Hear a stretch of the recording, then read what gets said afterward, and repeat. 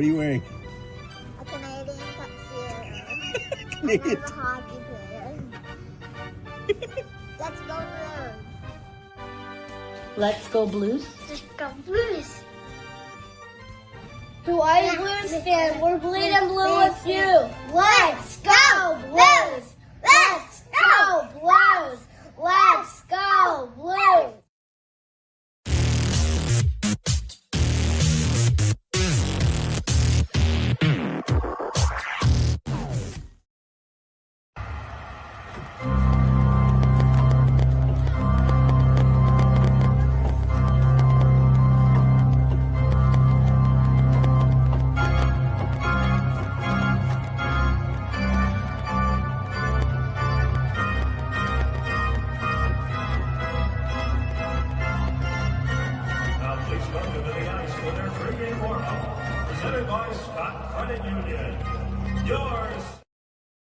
BlueNote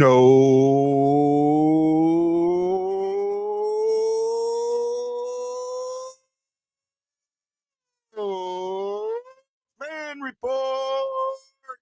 I guess everybody forgot that the game was a half hour earlier today. Yes, there's no pregame other than us, right? Justin may have forgotten. I'm guessing he'll be along shortly. I sent him a message. And I will apologize to anybody that's catching this. I've been sick. I've been sick since Sunday night after the show with Prashard. Started getting a sore throat and been fighting a bad head cold for a couple of days. My body feels really heavy and sore, but I'm going to be here. I'm going to do the best I can. And we'll go from there. You guys, I do this for you guys. I do it for me and I do it for you guys. And, I know that you are some of the best fans in you guys are absolutely some of the best fans in podcast world, right? I mean it, right? I mean, I don't have thousands of viewers. I don't have thousands of followers. I have just a small amount. And you guys are here, the 10, 15 of you that are here every single time. You're always here. You're always commenting. I can't do anything but thank you for being you, for being the best fans in podcasting. And that's it. I mean, in St. Louis, we pride ourselves as the best fans in baseball. And I think I have some of the best fans in podcasting, period. Right? I can't think of, I'm sure other shows have loyal fans, but I don't know, man. You guys are here no matter what, no matter how bad things get, no matter how down I am, or you're lifting my spirits. You're telling me, you're messaging me consistently. You're friends more than anything else. And I just got to say thank you.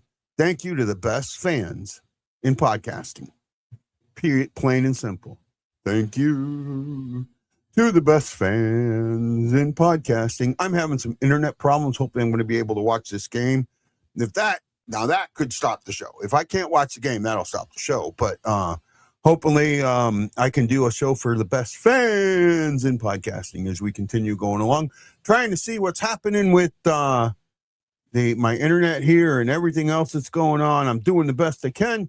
Justin should be coming along. The St. Louis Blues are going to be taking on the Carolina Hurricanes. The Carolina Hurricanes are 28-14-4 with 60 points. They are fourth in the NHL and first in the Eastern Conference. The St. Louis Blues, on the other hand, are 17-21-8, and they are third from the bottom of the league. The only thing that could help the Blues tonight is Hall of Fame night. However, the two Hall of Famers that are being honored are already with the team every night. Jackman's with the team regularly. He works for the team. Steen is becoming the next GM. So, it's not like there's something, like, oh, this guy's here for the... Now, I do know that the Hall of Famers, like I know Gary Unger's there, and I know some other Hall of Famers are there. That might help. Garth Brooks might be there tonight. That might help a little bit, but emotional night. the Blues on emotional nights a lot of times don't do good. And my internet is not working. Oh my goodness, this is going to be a tough one, guys. I'm doing the best I can. Please work with me. Nobody's commenting. Very few are watching. Hopefully things will get better for all of us. Tonight we will be seeing Joel Holfer, who is 9-9-2 with 24 games played. That doesn't 18, 19, 20. Yeah, okay. 24 games played. And he's with a 294 and an 897. He will be facing Brandon Busey, who is 16-2-1 with 19 games played, with a 238 and a 904. Definitely the guy that I mean, talk about a goaltender matchup, right? I am having all kinds of Wi-Fi issues right now. Oh my goodness, I might have to go set my router. What's fun? Oh, there we go. Maybe now it's working. Maybe now it's working.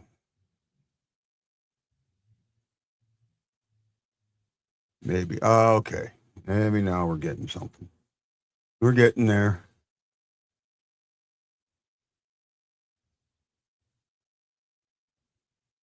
Where's all my commenters today? I've got no commenters yet. Where are you? Who's watching today? Say hi. Vitaly's Hideaway. My buddies, my pals, my friends there, say hi.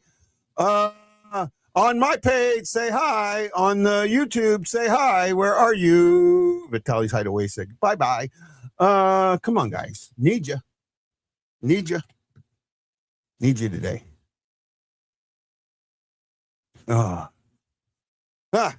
Well, weird day.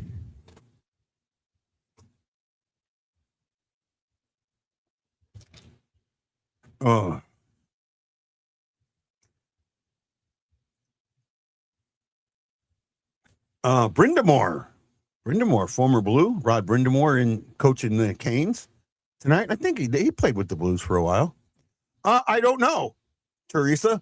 The game's a half hour earlier, so he may not have remembered that. And I sent him a couple of messages. Hopefully he'll show up soon. I miss him. I need him. fighting that cold today. Fighting the head cold. Trying to do the best I can. Hopefully he'll be here soon. Right now you're my only viewer. I think the game being a half hour earlier is going to surprise some people. And not only that, this game is not on TV. This is a Hulu ESPN Plus game. So you have to either have Hulu or ESPN Plus to watch this game. Now, the one thing is, if you do have it, it's not blocked out, right? It will not be blacked out. It is the ESPN Hockey Night game, so it will not be blacked out. Oh man, I can't speak. But it also means we get ESPN's announcers, which I know a lot of you guys hate. A lot of you guys. Ah, damn it. I hit the wrong button. A lot of you guys hate that. Oh, Julia Speed. Thank you. He's coming. Okay, thank you. Thanks for I've never seen that person before, but thank you for the like. I appreciate it. Thank you.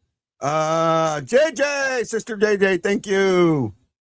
I am trying to get the game out. Well, I know the game doesn't come on until 2:30, but I'm trying to get my internet up, and we're doing what we can here today on the BlueNote Fan Report. Yes, I'm drowning. Early scoreboard. Nothing is really. A couple of games have just started.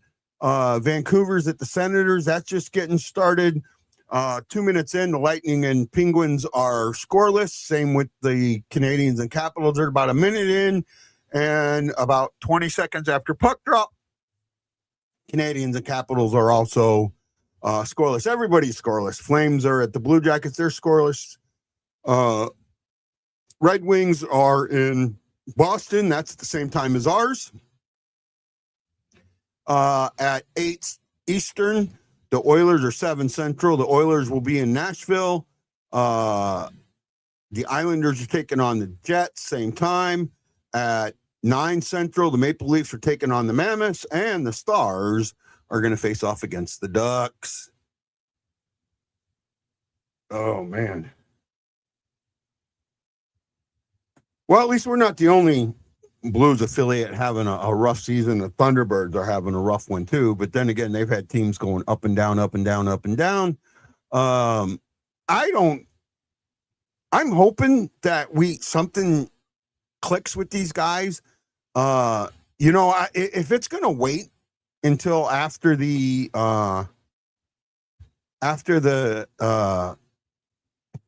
break, it's going to be too late this year, right? They're just, there's so many teams that are above 500 that if you wait till after the break, it's just not going to happen, right? You've got to be above 500 coming in the break, and they're 4 games under it right now, right? They've lost. I think they're on a 3-game losing streak. They've got to break the streak. They've got to come out and they got to tonight play for each other. They really have to play for each other. I didn't pick a player today. I picked a loss, but I'm hoping that this team can figure a way to play for each other. If they do, great. It's going to be fun. Ryan, he who should not be named, says, I think we have to accept that we're getting a higher draft pick. And we're moving in that direction, bud. Unfortunately, we are moving in that direction. Don't like it, but that's what it is. That's the direction that we're going in.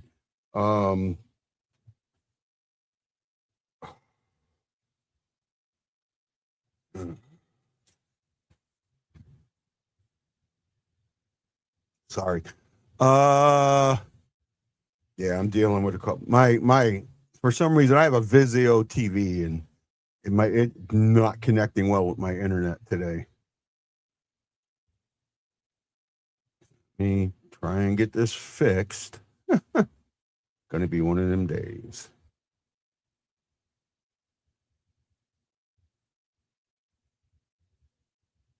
There'll be days like this. There'll be days like this. My mama said. My mama said there were gonna be days like this. There were gonna be days like this. There were days like this. My mama said.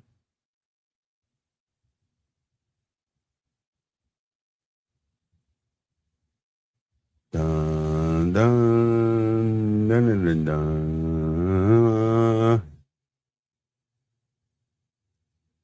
Yeah. You have a Vizio TV as well, and you have issues with it. Yeah, and then the fact that this is only on ESPN and Hulu tonight makes it even worse. All right. I've had a couple of issues here lately where it,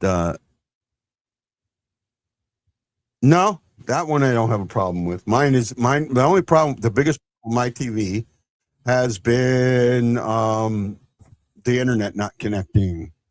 Hey, everybody give a round of applause. Hey, Jetman, how you doing, buddy? Doing okay. The half hour earlier got you, huh? No, I didn't realize the game. I saw the game was at 7:30 at first, and then that's what I went with, so wasn't in any rush. I would have been on if I would have known. Well, I mean, we're always a half hour before game time. I know. I said I saw something earlier that said it was like 7:30, so I thought that was the game time. So I was going to come on at 7, but it was not 7:30 or 7. It was 6:30. Oh, okay. Yeah. Oh, I see what you're saying. My bad. You probably seen the Eastern time. Yeah, the Eastern time slot kind of messed me up too, because I thought it would be later than it was also, but yeah, got me frazzled a lot. Well, we're taking on the Carolina Hurricanes. They're first in the Eastern Conference. We are third from the bottom of the NHL. We're in the third draft pick, top 3 draft pick right now. What are your expectations for tonight's game, or what do you see going on with tonight's game? Out of every game, I've been very optimistic. This is a game I'm not optimistic about. I think we lose this game. Yeah. I'm very positive, and just because I say that, the Blues will come in and they'll somehow win this game, defying all odds. They're just missing too many pieces. They're missing Holloway, they're missing Suter, they're missing Thomas, they're missing Broberg. It's going to be too much to overcome for a team in the East that's first. Right. Dr. Detroit, my buddy Dr. Detroit says, Where's "Guy, this game even playing at?" Say again. ESPN Plus, ESPN Plus, and Hulu. It's their hockey night game. We're the only pregame out tonight. Oh, well, I don't see it on ESPN, so that's pretty cool. Yeah, it's at the in the NHL. It's like the fifth one over. Mm. All right. It's their hockey night game. So, yeah, I see it. Not allowing me to watch it. That's pretty cute. Say again. I said it doesn't allow me to turn it on. It just says this event has not started yet. Yeah. It won't go until right at 6:30 or whatever it is. Yeah, why are we playing the Carolina Hurricanes internationally? I get it. It's a hockey night thing, but.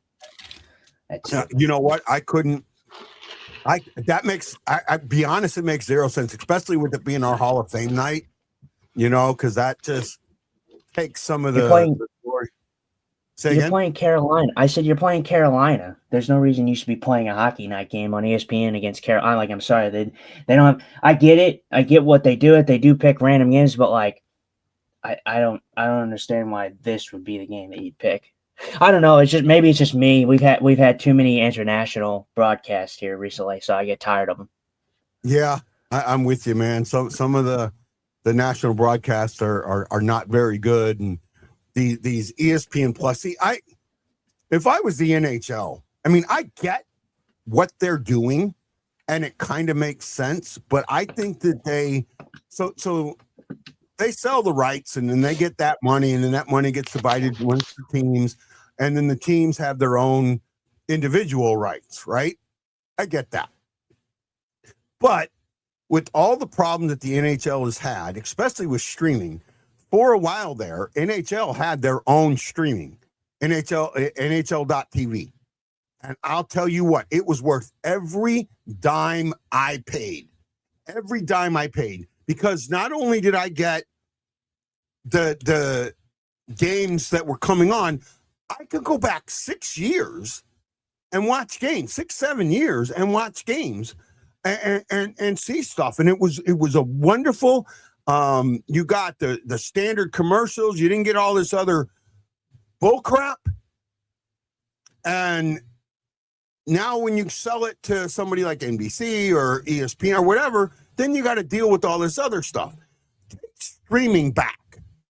The NHL needs to take streaming back. And then the other thing the NHL needs to do is take streaming back and get rid of the blackouts. Get rid of the local blackouts. Because the thing is, you're showing the game. You're showing the local game. You're showing the local, broadcast. So it's the same thing. The feed, how many people are watching, it's the same. It's no different. In fact, it expands the audience, right? You're expanding the audience. You're giving people in your region better chances to see that broadcast, right? I don't understand the thought process there when you could help the local broadcast by doing that, right? In a lot of cases, a lot of it does not make any sense to me at all. But again, it is what it is, and you deal with it. I did not watch the Matlow says you catch the Hall of Fame ceremony. They do a great job with that. I did not. I've been sick, guys, and yesterday I couldn't even get out of bed. I had to use my cane yesterday. My legs are like super, super heavy and super, super sore. Right? I stream it for free. NHL is ridiculous, even in Canada. Yeah, I get that. He who should not be named says third overall pick is actually something to be proud of because we know the team will be better after this season. However, this is a weak draft, so this isn't the draft you want to be the third overall pick, from what I've been hearing. Ryan Green says, I appreciate you guys doing this during the games. It makes me feel like I have someone to talk to about hockey. My wife hates it. It's not that weak of a draft. I mean, it's a decent draft. It's actually not bad. There's a lot of positions there's a lot because Gavin McKenna they're not touting him as just the only pick in that draft. I mean, you have Stenberg's brother who's also going to be in the draft.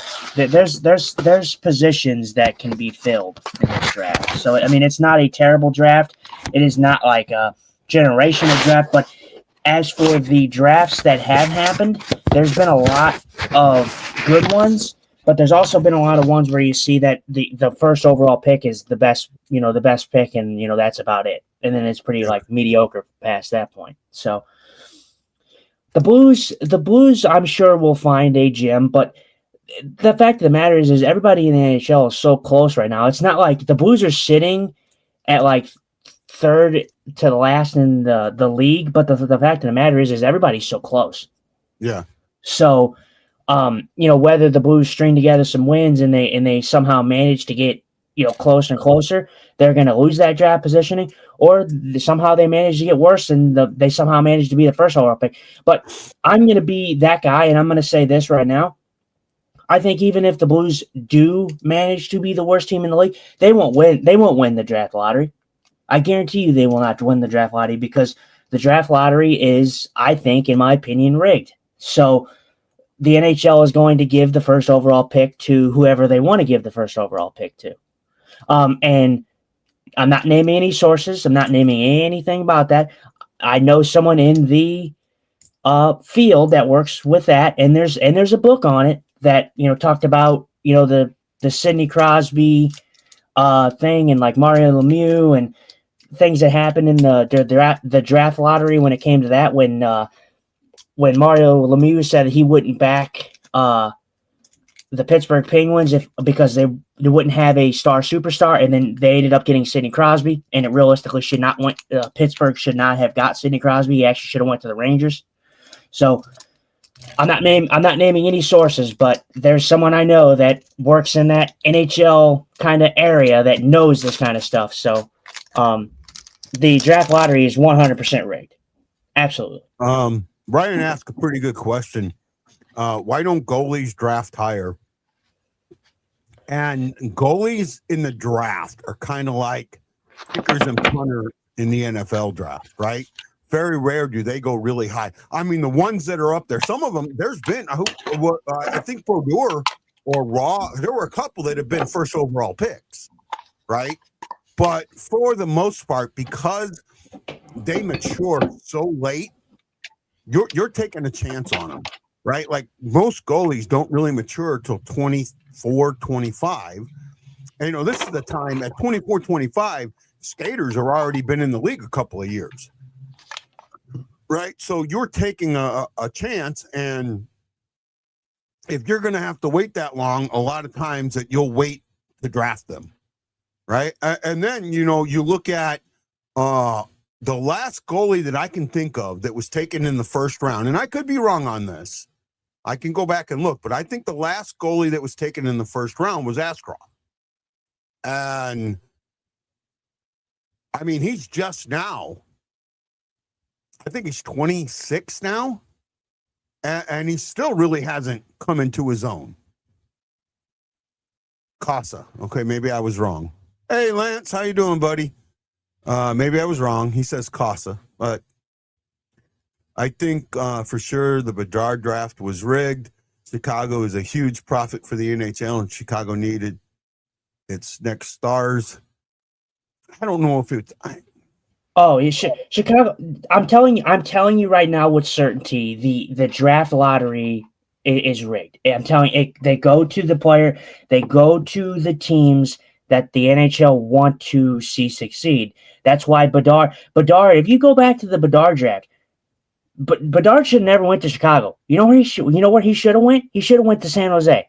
That's exactly where he should have went. So the NHL got ahead of the ball, and they gave Chicago the first. I mean, look at where the Chicago Blackhawks were. They jumped. I think it was from third to first.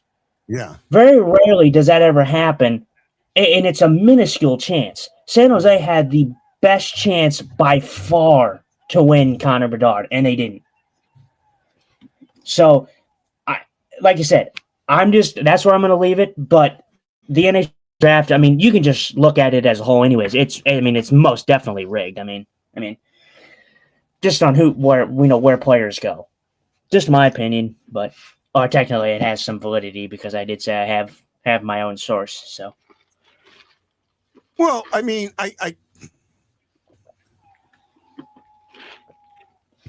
the Dr. Detroit says Detroit finished last 4 years ago and picked fourth. Yeah, I mean, that's happened a couple of times where the team that finished last didn't get picked at all in the draft, in the lottery. I mean, I get it, but I don't know. I find it hard to say it's rigged. Spencer Knight was the last. Okay. I was wrong. So maybe you get a goalie in the first round once every couple of years. Right. So, Jason, just to answer your question, dude, I am not banned from Facebook or anything like that. I am banned from commenting, which means I can't comment on anybody. So I can't comment. I can post.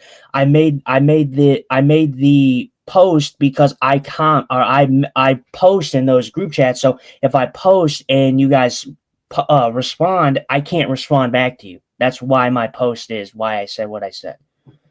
Actually, I think Ashcroft was after that there, Lance. Sebastian Costa, first round in 2022. Okay.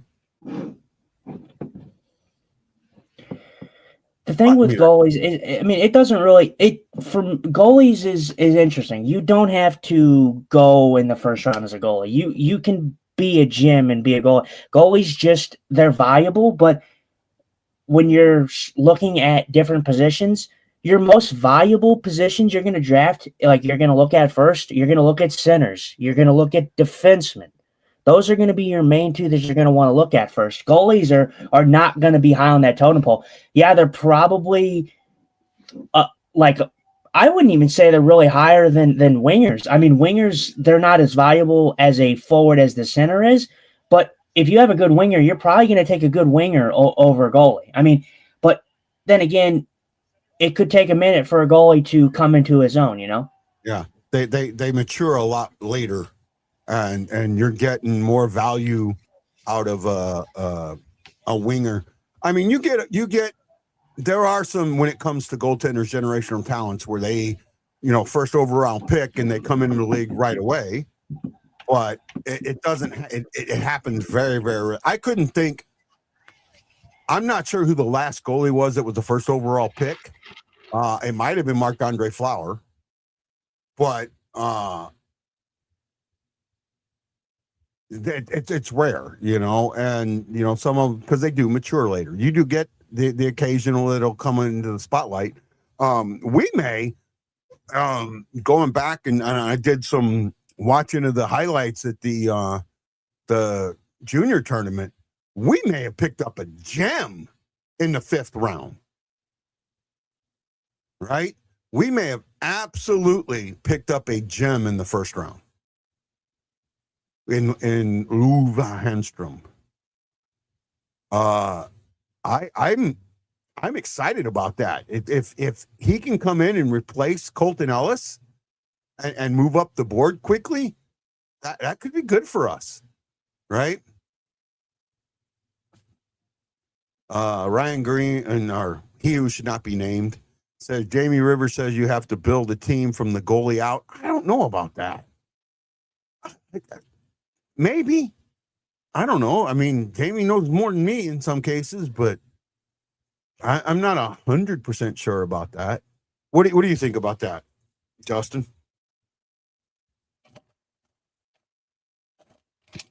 What, that you build around a goalie? Build from the goalie up? Yeah.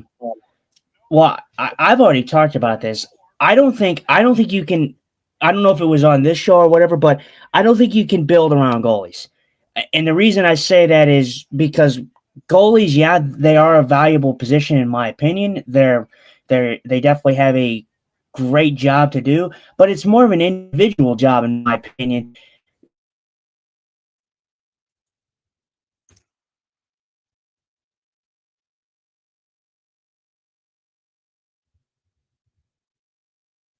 Yeah, he's frozen. I might be frozen. I don't know. Okay, am I back now? Yeah, you're back. Okay, I think when you look at goalies, they're like I said, they're kind of more individually structured, so they find their success individually on their own at their own pace. I think when you're building a team around a team, you're going to pick a player that is going to be physically on the ice. I mean, goalies are physically on the ice, but you're gonna build a team around a player that can physically what's a word that I can use, Guy, that like you understand what I mean? Like they're physically on the ice. They gotta provide some sort of offense. They gotta provide some sort of shutdown defense for you that allows you to catapult the team into a winning formula. And I don't think that if your goalie's good, yes, that's fantastic. But if your goalie's good and your team is not, then you're struggling. I mean, you saw it with the Blues when Bennington was so good and leaving him out to dry, and he was coming out with big games, and it hasn't happened this year, and the team has underperformed. But I look at those teams a couple years ago, when we were kind of in the retooling, are we going to retool, rebuild situation? And I'm like, yeah, Jordan Bennington was on fire, making saves that he shouldn't. This year, it's kind of the opposite. I feel that the Blues have came out with some solid effort, and their goalies have let them down in a lot of performances this year. So I just think that it's better to build around an actual skater on the ice than a goaltender, in my opinion. The last goaltender that was drafted number 1 overall, I was right about this, was Marc-Andre Fleury in 2003. Right? That was the last goalie drafted number 1 overall. Now, I'm going to check on something here. You guys said 2000. I've seen somebody say 2022. There was no, I don't think so. Yeah, there were no goalies drafted in the first round of 22.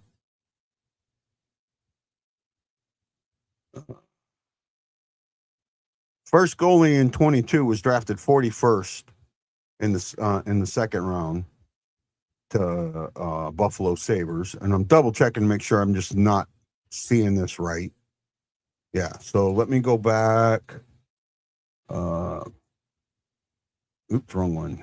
I'll go ahead to 23, 24, 25. I'm going to see when the last goalie was drafted in the first round. Just for the fun of doing it. Okay, last year,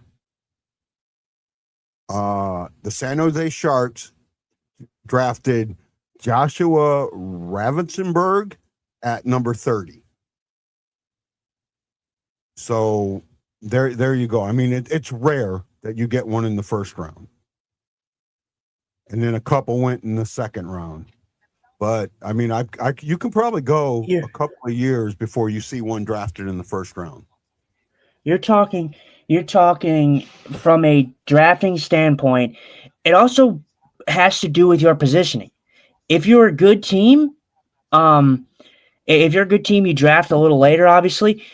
Yeah. I feel when you're a bad team going through a retool, rebuild situation, you're not going to be so likely to take a chance on a goaltender. The only chance you're going to take a goaltender is if he's just absolutely outstanding. I mean, if you've seen this kid just make some of the most unreal saves that is imaginable, I just don't feel that you're going to go out there and take a chance on a goaltender, because if a goaltender flops, your draft pick is very null and void at that point. I mean, there's been some flops for every team in every position, But Yeah. I feel like for a goaltender, if you're going to take a chance on a goaltender and pass on a forward skater or a defenseman that could really help your team out in the near future, and you get a goalie that flops, I mean, that's going to be very detrimental to your team. Yeah. So right now, so you had one pick last year. I'm at the 21 draft and haven't had one pick. Oh, here we go. So Jesper Wallstead for Minnesota in the 21 draft. Actually, no, Casa in the 21 draft. So there were 2 in the first round in that draft. And now the Red Wings taking Costa. The Red Wings have been in a rebuild for a while. So them taking a goalie that high up doesn't surprise me. Right? Well, technically they were in a rebuild, but they're kind of more. I mean, they're playing good hockey right now. I still don't trust them. They're still going to need to make a trade at the deadline, or the Red Wings, to have a chance at making a run this year. But yeah, they were kind of here in the last couple of years. They kind of been on a underperforming retooling situation. I wouldn't say a rebuild. Yeah. Now, at least, they just have too many young, talented guys now. Yeah. Have you gotten the game on yet? I'm having trouble. Say again? I did, yeah. Yeah, I don't have it on yet. My internet is. You might have to you might have to refresh refresh the app because it's on. Oh no, I am. I keep getting. We dropped the ball. I think my internet's having trouble here. Oh man, speaking of great dudes, John Tortorella, I like him. Yeah, has the game started? No, we got time. Okay. Right. The Columbus Blue Jackets are up 2-0 on the Calgary Flames. Ooh. The Canadiens, and I know I get slack for saying it. It is a joke. I say it because I think it's funny how I say it. The Canadiens are up 1-0 on the Capitals. Do you know what their nickname is? I'm pretty sure you do. What, the Habs? Yeah, Le Habitants. Yeah. That's believe it or not, that's their actual name. Yeah, all I do is I just say Montreal des Canadiens is how I say it. And then someone commented, "Can you say it right?" I'm like, brother, I say it like that for a joke. Chill out. So, yeah, I'm still trying to get mine up. I may have to go reset my router here in a second.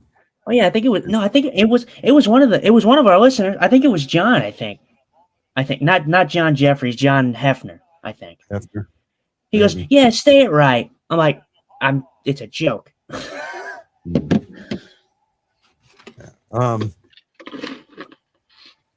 Yeah, so it's hard sometimes between when we're doing this. If someone can catch that we're doing a joke or that we're trying to make a laughter or something like that, I get it. They're doing the Hall of Fame ceremony, and are they just honored Glenn Hall? Yeah, but now they're doing the Hall of Fame ceremony. Yeah, I'm trying to get it up, and it's not coming up for me. If it does, great. If it doesn't, I mean, I might just have to go reset it. And we're gonna try and do the show as long as I can. I mentioned it earlier. I'm not feeling good, but I'm gonna try and do it the best I can. Who else is? I'm trying to see if somebody's here that knows my wife's phone number in case I pass out. Hey, Magongo, how you doing, buddy? James Anthony, also known as Magongo. How you doing? I haven't seen Shocky. I haven't seen Shockman. He's missing.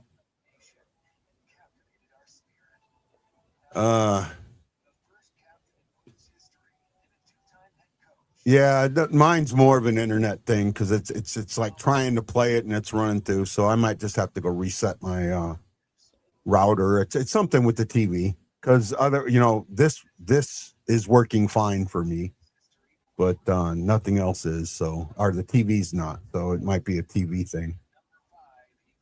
That's what I get for getting a Vizio. Oh, excuse me. Ta-da. Man, we can talk about Sunday night show a little bit. That was a good show. I've pulled up 4 clips from Sunday's show. I will probably post them later. I was going to post them yesterday, but man, I just couldn't get out of bed. I have 4 decent clips. One about where we show him the video, right? How he reacts after that. He talks about the cancer night, hockey fights cancer night. The one about well, I'm okay, Teresa, and I appreciate that. Thank you. I'll do the best I can. Man, I'm just not thinking.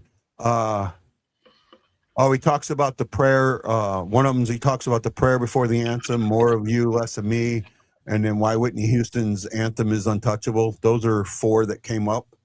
And then I was trying to see if I could pull some more up. I'd like to pull 5 to 6 and just put them out there. And, with a link, especially on YouTube, they link to the show. YouTube video did really well. I think we had like 130 views on that one. Those reels seem to do pretty well. They haven't. I don't know what it is with the algorithm on TikTok, but they haven't got out enough on TikTok. Maybe this one, maybe these ones will. But those, YouTube, I would do it on. I would also do it on Instagram. Instagram's a big one too for reels. Yeah, if I put it on, if I upload it to me on Facebook, it automatically sends it to my Instagram.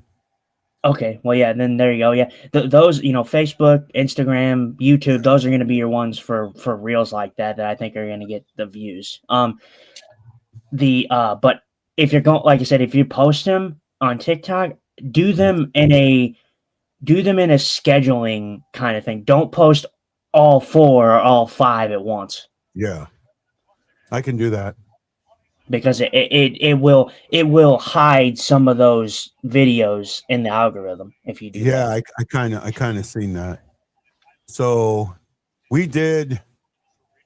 Some of our shorts didn't do really good, but one of them did. The one about the commercial break and the refs, that had 1,400 views. I wonder why. Right. Maybe because we told the truth. I said, I wonder why. Maybe because we told the truth. And then another one that did well as far as, like our show, not because the other one that did 1,400 views was me watching the Winnipeg Jet game, right? Where I collapsed. That one had 1,400 views. What? And maybe. Oh, you know what? Maybe you did show me that. Maybe that was the one you showed me. Is that the one you're talking about? That went ahead. I guess. What was it about the icing and the refs? No. Which one? The commercial break? Oh, was that? Yeah, that one. Yeah, well, that was what it was. Yeah, that was the one where I said that if they didn't have the commercial break and drop the puck right away, that I wouldn't have cared about the, because that's where the player got sticked by his own guy. Yeah. And that one had how many views? 1,400. That one got 14. That one had 1,400 views. All right, ladies and gentlemen, we are getting underway here. Joel Hofer in the net for the Blues. Well, you're going to have to cover this for right now because I don't have the game at all. All right, we're about to get underway here in St. Louis. Starting with the 4th line, it looks like Nathan Walker wins the puck, the face-off. It started early because this is ESPN's main game. This is hockey night, their hockey night game. Ooh, big hit by Walker. Let's see, Hofer. I'm gonna take myself out of the studio and go reset my router. So you might lose me for a little bit. It's the only way I think I can get this to work because right now I can't watch the game at all. Okay. Blues, they're it's going to be a tall task tonight. They have a lot of pieces missing on top of the 2 that are already out that are main pieces, Holloway and Suter. Thomas and Broberg are not going to be out tonight. Thomas with a lower body injury, I believe, and Philip Broberg with some concussion. The Blues are definitely hurting when it comes to the injuries. Carolina is going to be a tough task. They're the first in the East, but they are a team that funnels the puck to the net. They do not have any gripes with getting pucks to the net. They will shoot at any and all cost. Jets are a complete meltdown. Yeah, Jason, Jets are a complete meltdown. They are not doing very, very well. They are struggling. But that's why I didn't have the Jets too far. I didn't have them as far down as they are now, but I had the Jets pretty low for the most part.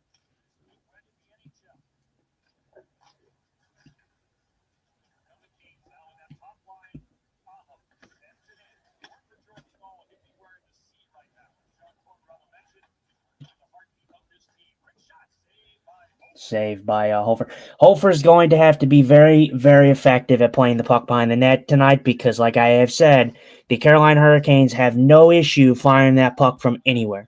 They do not care. They will fire it from anywhere. Shoot at all cost. Yes, John. Shoot at all cost. But shooting at all costs, it's good for a team like Carolina. They've built their brand on it. The Blues have never been a team that shoot a lot. They never have been. They're a team that takes advantage of their limited opportunities.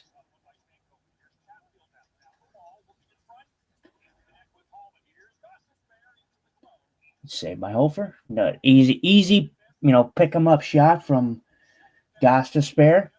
Not much traffic. You're not going to have a lot of traffic there in front of Hofer. That's the detriment. If the Carolina Hurricanes, they can shoot all they want. They can have 42 shots by the end of this game. But if 28 of them or 30 of them are from the outside, or no coverage, no deflection chances, no screening, you're not going to have much success just because you're going to allow Hofer to see them pucks.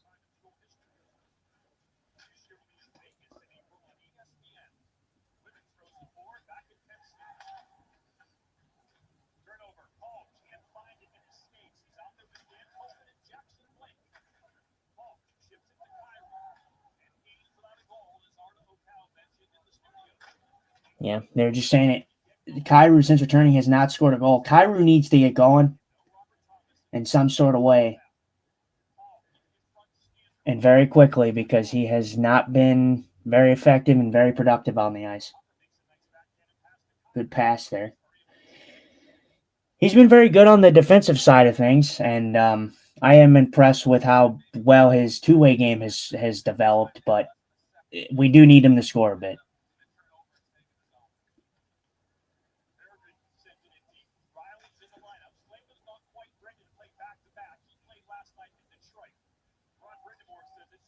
Nice hit. Oh, wow. Let's see what the penalty is. We're getting a penalty.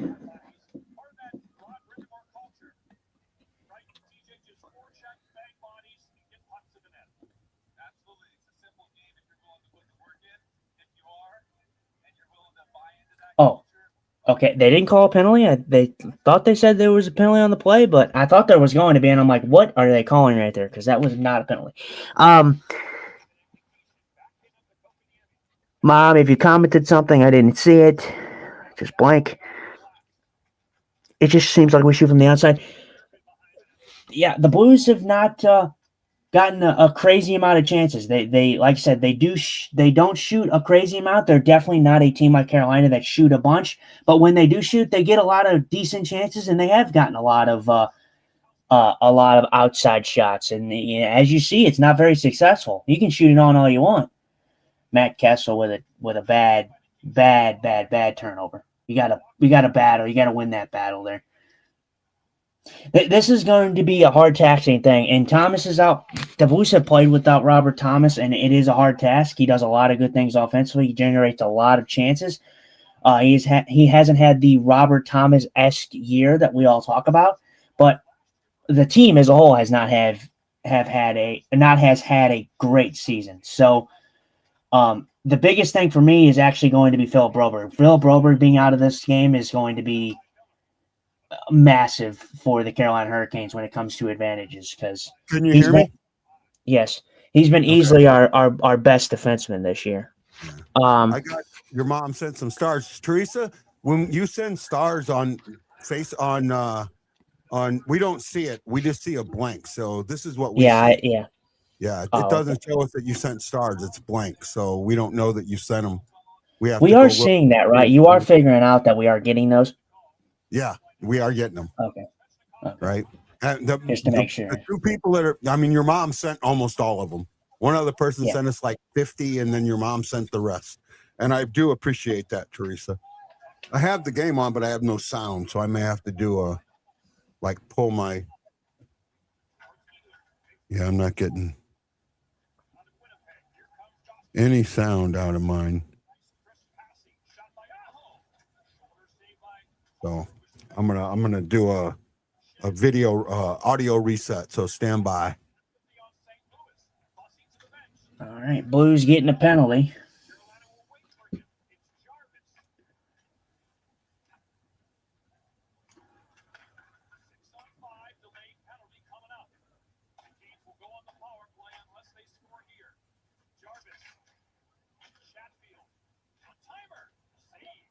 Save over. Can you hear me? Yeah. Yeah, I'm not getting any audio from the game. Blues getting a penalty. I'll have to see this one. Shin taking down someone. I don't know what they're exactly calling.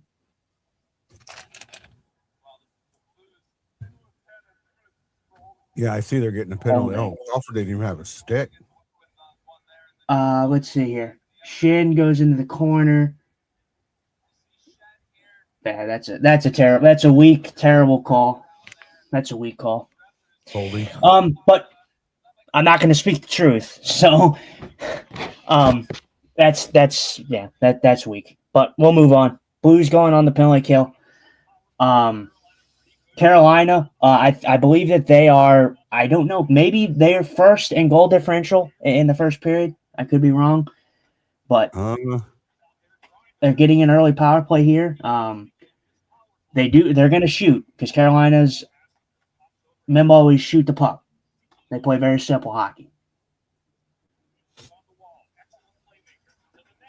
Ooh, almost a good move by Ehlers.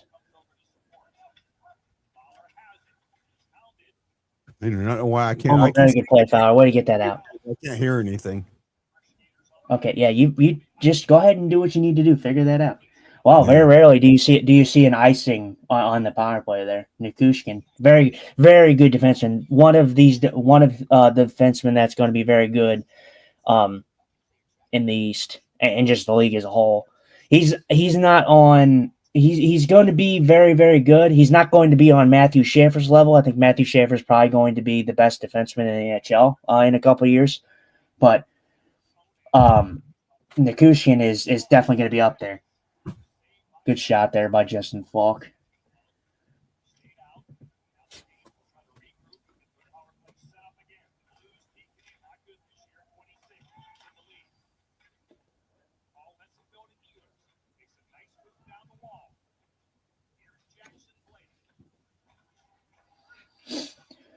Nikolai Ehlers, their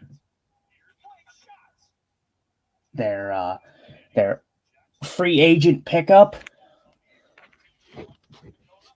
for the Carolina Hurricanes. I thought that they actually overpaid him, if I'm honest. I thought Ehlers got a hefty contract. Decent player. He kind of got going there in Carolina, but they did need definitely a second line center over there. But I thought what they paid Ehlers was a big contract.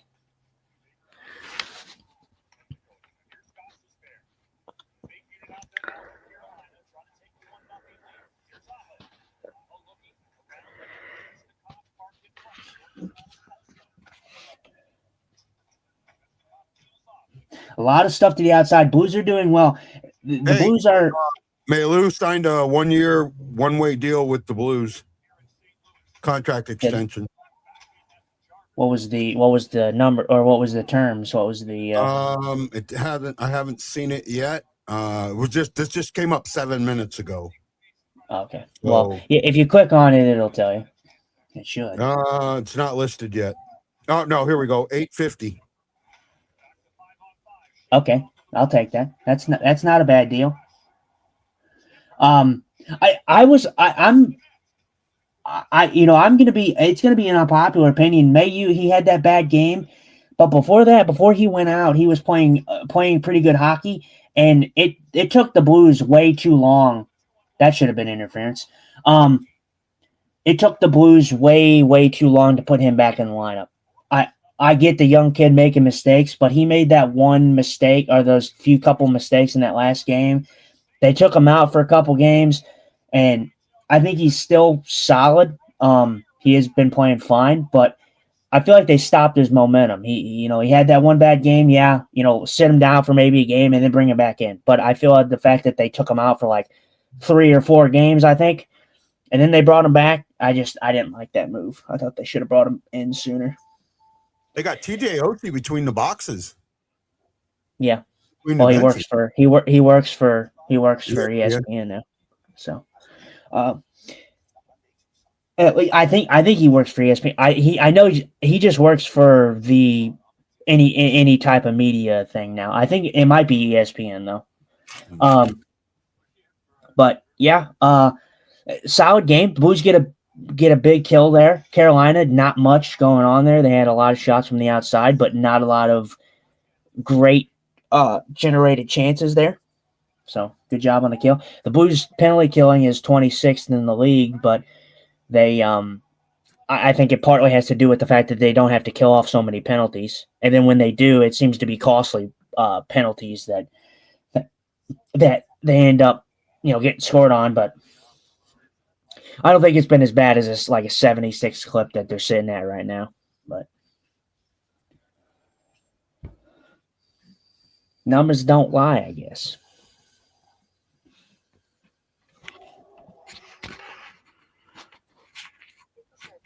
I am having all kinds of trouble trying to connect my TV to my roadcaster here.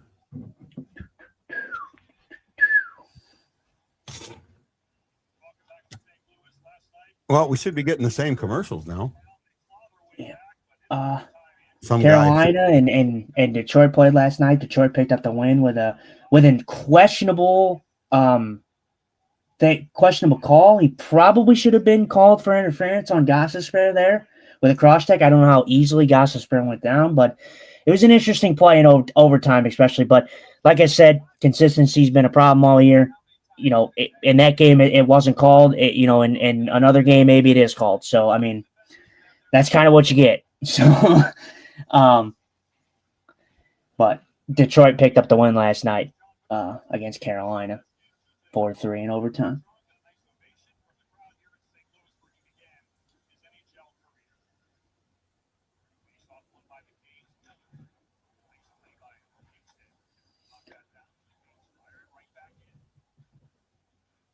Hopefully you have me back.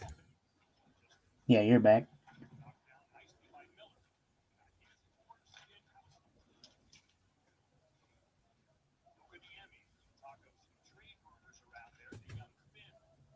Yeah, at the intermission, I'm probably going to have to go off and try and figure out how to get because I have no sound right now. I can't hear what's happening.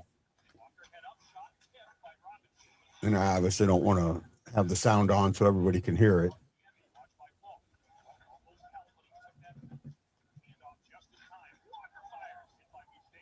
Nice block by Bush or Berggren.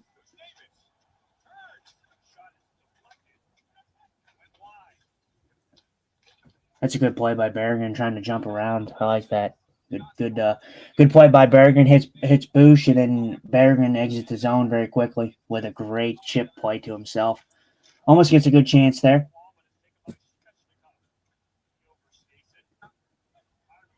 Say again? Carolina, nothing. I'm just kind of play-by-playing right now. Pretty much. Sorry. Since you're struggling with the thing. Oh, good play by the neighbors there. Oh, Kyrou just misses the puck.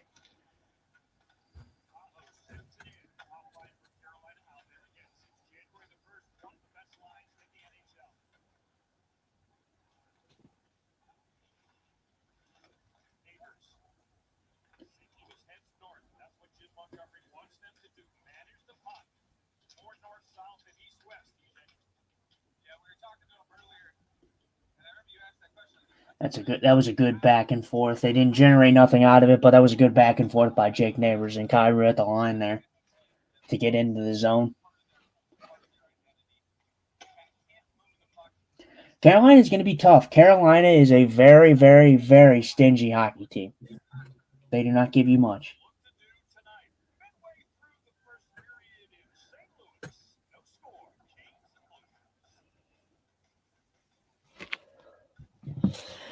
Going to commercial. Oh, you're ahead of me. Yeah. 12:02. I don't know what that was to, but that was a wonderful play on their defense. Huh? No, nothing. I was talking about something else. I don't know. I'm going to take me out. I'm going to turn my soundboard off and restart it. So. Okay. Yeah, no, John, I don't know what you were referring to, but the Carolina, I know there was a couple good plays in there. Carolina, like you said, Carolina is a very stingy hockey team. They do not give you much, but they take a lot of shots. Like I said, they're always taking shots. They're one of the few teams in the NHL that do not care where their shots come from. They will shoot from the blue line. They'll shoot from the neutral zone. They don't care. They just want shots. Rob Brindamore, excellent coach. He was actually one of the guys that I wanted as the Blues coach, because your gripe about Rob Brindamore, or your gripe about the Blues, not shooting the puck, Rob Brindamore probably would have brought this team to a shot-first mentality. And I think Montgomery does want to get to that shot-first mentality, but Rob Brindamore is a guy that is shoot, shoot, shoot. Generate chaos. But yeah, Mayu signs a 1-year, one-way contract deal, $850K. That's fine. That's perfectly a good contract for him. I think that he's going to be a solid defenseman. Do I think he's going to be top pair defenseman? I don't know. I don't think he's going to necessarily go that far, but who knows? He has shown some flashes of being very, very good.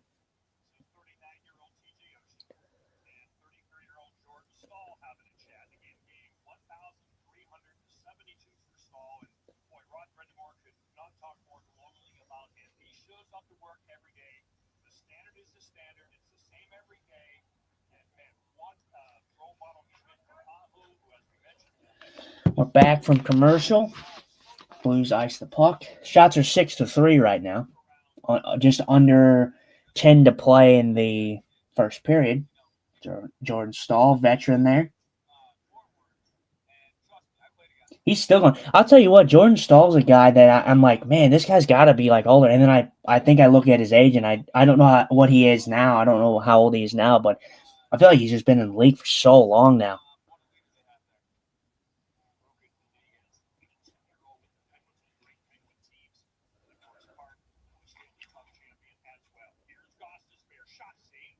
Good play by Gossespear there, faking a one-timer. Decent pickup for them. He came over from the Flyers. I don't know if that. I can't remember if that was a trade or if that was a sign, just a free agent signing. It might have been a free agency signing, but a good. Actually, no. I think he went from the. What was it? The Flyers to, I think, the Columbus Blue Jackets, and then came over to the Carolina Hurricanes. So that might have been wrong on my trajectory there, but I think he was on Columbus, I believe, before he came to Carolina.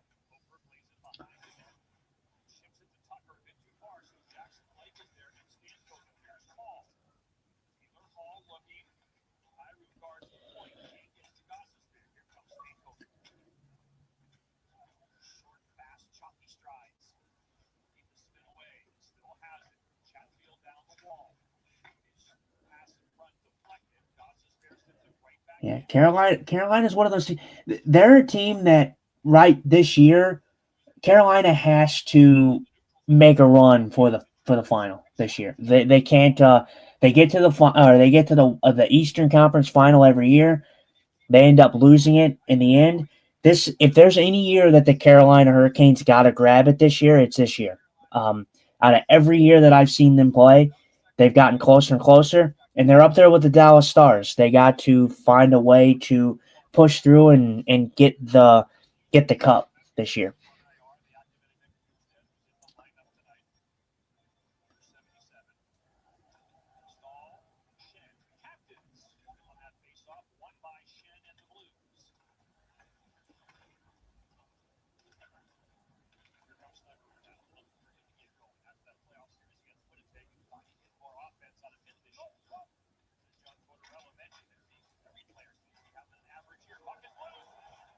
There you go, pucks in the net. Good play there. Parayko getting a shot on net. I don't know who they have in net tonight. Oh yeah, it's Boosie. Boosie's been playing great hockey, man.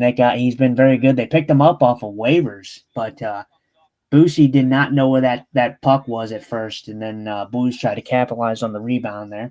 So good play to get bodies to the net and get to the net.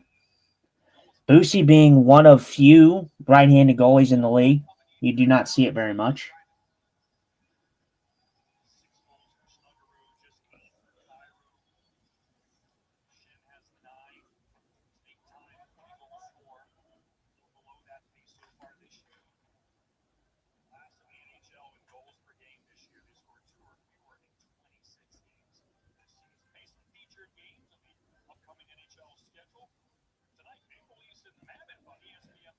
Maple Leafs and Mammoth will play tonight.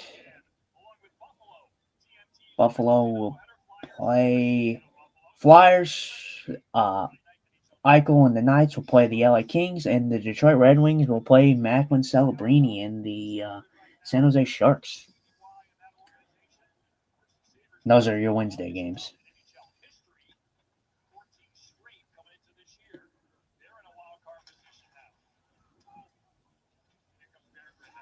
Good pass by Bush. Oh, good try there.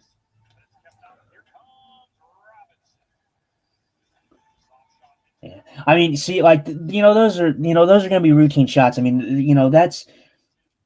I mean, when you're looking at that, I want you to look at those type of shots. Those are the types of shots that Joel Hofer's seeing right now. Carolina is a great team, but they're a team that has not generated like a crazy look so far. That shot right there was exactly what the Carolina Hurricanes are known for. They're known for just shooting the puck to the net, just funneling it to the net. They don't care whether it's a good shot, whether it's a bad shot. Yes. Ryan, we did talk about the Logan Mayu extension. I thought it was a good one. It was, it's a nothing thing. It's an $850K contract. Exactly what you want to pay a guy like that who hasn't had the the plethora of NHL experience. Get him to continue to develop, because I think there is something there with Logan Mayu. I don't think he is a number one defenseman, but I think he's going to be a serviceable guy for the Blues, especially when these contracts run out. Falk's eventually going to be gone. Parayko's going to be passing the torch eventually. These contracts will run out. So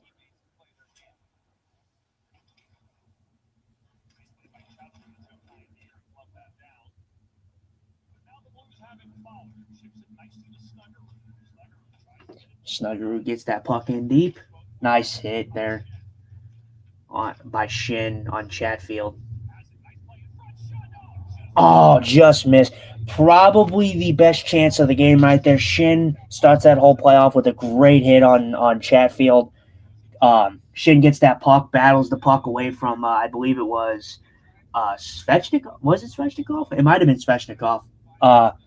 Gets that puck to the front with Snuggerud, and Snuggerud. Oh man, what a save by Boosie there. Shots currently 9-6 right now. I think that'll change unless they went down and they put that shot back on, but it should be 9-7 after that shot. But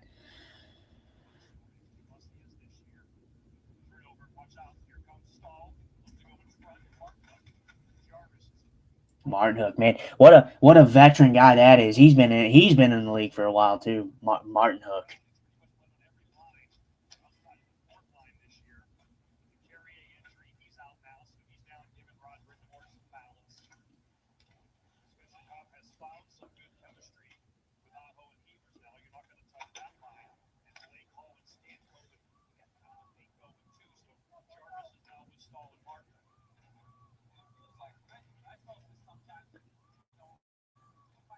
Nice chop. Nice chop by you, Falk. That's a great chop.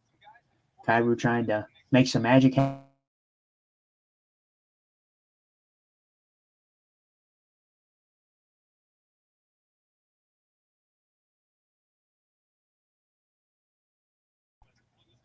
Kyrou, you know, what a play there by Dvorsky. Dvorsky with a great toe drag move. There to get that puck through. But Kyrou creates that play by working his magic, using his speed, and using his skill to eventually get that play to Dvorsky for a good opportunity. It's not a bad concept of shooting. Yes, it's not about, John. It is, again, I say this. Shooting is fine. If you watch the shots that Carolina are shooting, they're shooting the puck when there's no traffic. If you're shooting the puck with no traffic, you are not giving Joe Hofer a hard time making saves. Joe Hofer will take a shot from the outside or the blue line any day of the week. If you're not going to give him traffic in front, he's going to have a field day picking those pucks up. That's my point. You can shoot all you want. You have to have traffic in front of him. That's the whole point. I mean, Carolina, I haven't looked at the stat, but I'm sure Carolina is up there for league-leading shots on goal per game. And it, like I said, that's their brand of hockey. But Carolina will eventually open this game up to where they start to get more shots with guys crashing the net. Right now, we're not seeing a team that's crashing the net. We're seeing a team that's just throwing pucks on net with no traffic. No rebounds, nothing. So we shall see if that changes here in a bit. But as of right now, there's been nothing grade A. I think the best chance was the Blues' chance with Snuggerud in front of the net there from the pass from Braden Shin.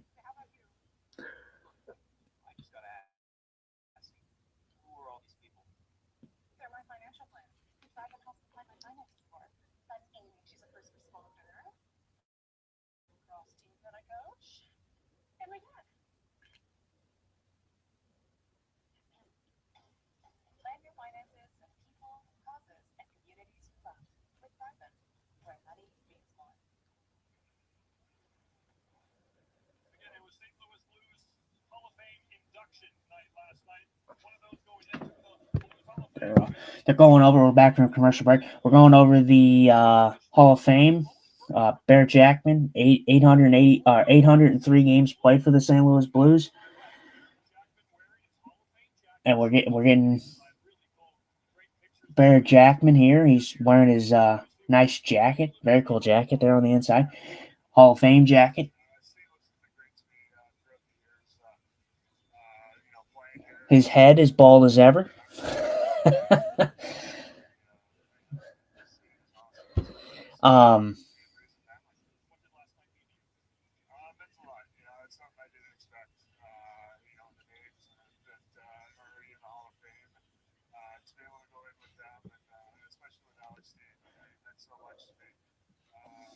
We got about 5:23 left in the first period. Getting their face off at center ice. Carolina wins it.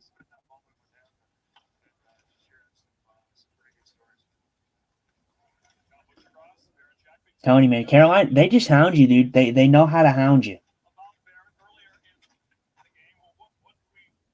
When I think of Carolina, I think that they're a decently fast team, but I think Carolina, for me, I think Carolina just plays fast. I think they look fast. I think rather than them being physically fast, I think that they just play fast and they look it on the ice. They have a lot of hard-working individuals there in Carolina.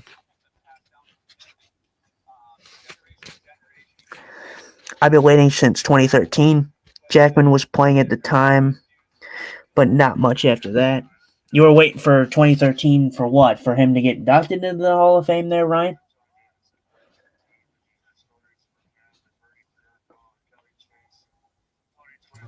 He said he's been watching since 2013. Oh. All right. I appreciate you hopping in to tell me that. Yeah, I'm still working on my thing, man. I can't get connected at all. I may have to redo my Bluetooth here, so I'm trying, man, because I can't hear anything. I can't hear anything from the game, so it makes it hard when you see it, but you don't hear what's going on. So I'm trying. I'm here. I'm just trying.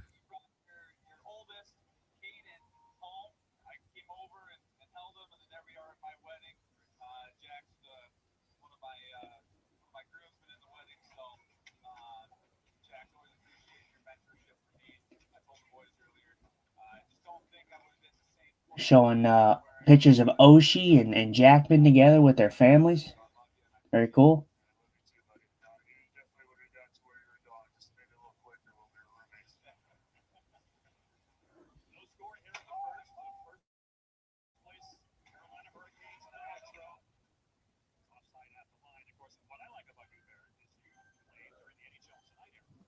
Carolina offsides. Sebastian Aho jumping the gun there.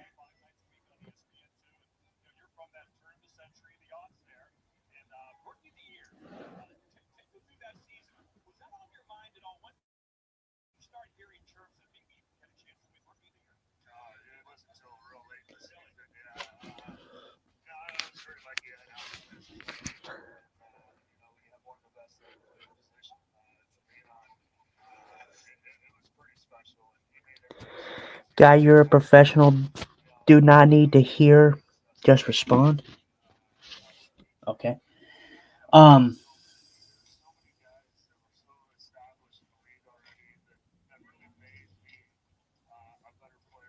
He's saying that I don't need to hear the game, just respond to it. Well, John, I've trained myself to listen to what's being said for so long. It's really hard when you can't hear a word.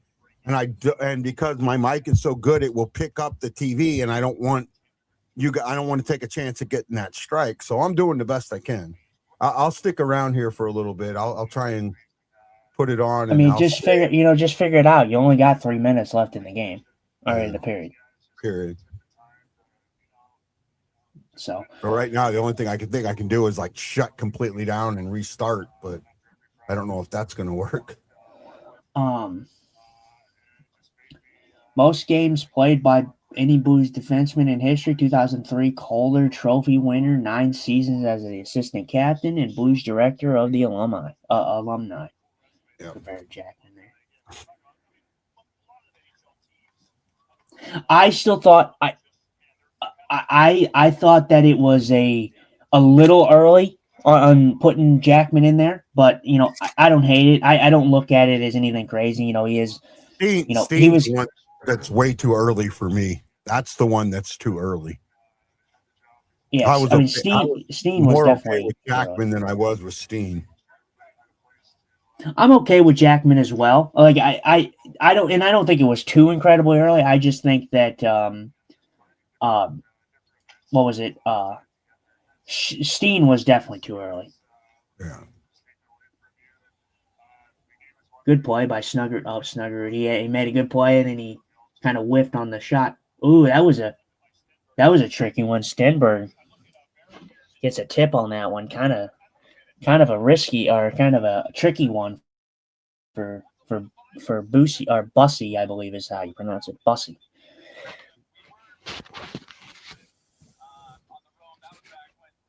Snugger would make a good play, get into that neutral zone, and then whiffed on the shot. But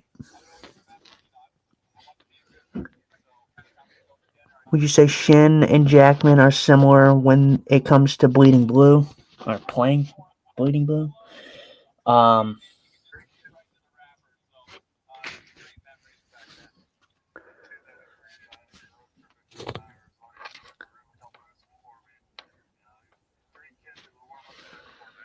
Yeah, I mean, Steen was a guy that played practically his whole career here in St. Louis.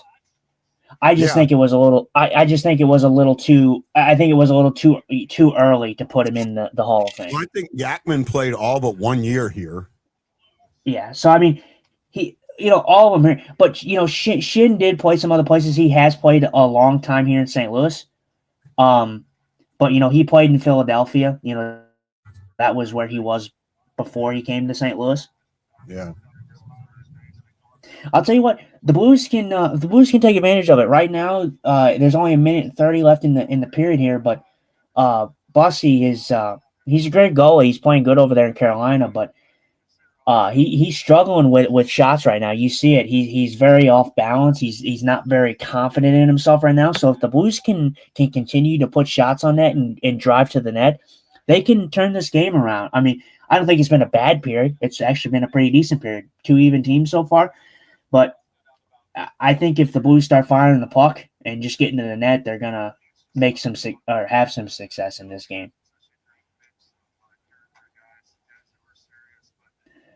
Carolina's doing something interesting in this period, and it's not really working. The Blues are doing a good job of keeping them to the outside. They're taking the puck with speed, but then they'll get in the zone and they'll go from the goal line and try to go to the goal line and drive to the net and then force a pass. And the forcing of the pass is not really getting through. So Blues are doing a good job keeping that. Good play by Bush to reverse that puck and get a drop pass to Bukestad. Bukestad gets a shot blocked, but very good chance. Blues are getting opportunities. They are actually making a little bit more of their opportunities when it comes to getting opportunities. Their shots have looked a lot more dangerous than Carolina's this period.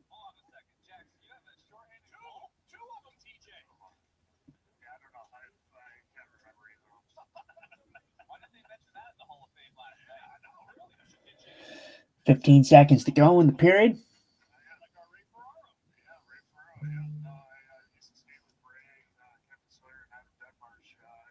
Pushing them back. And that's gonna about do it. Carolina's just gonna kill off the rest of the time here, but good period. Overall, good period. A solid period for both teams. I thought both teams brought the energy. Carolina and the Blues usually seem to have pretty good matchups. They're pretty stingy when they're on their game. Both teams are pretty stingy against one another.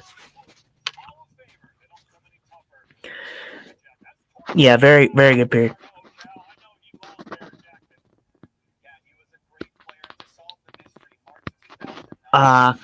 No, I don't. I'm not sure exactly what you mean, Ryan. Like the only thing I could have thought of it, like, just of how their play styles are. Like, did they put it all on the line when they were a Blue? I mean, that's the only thing I could kind of interpret that for what you mean, but I could be wrong.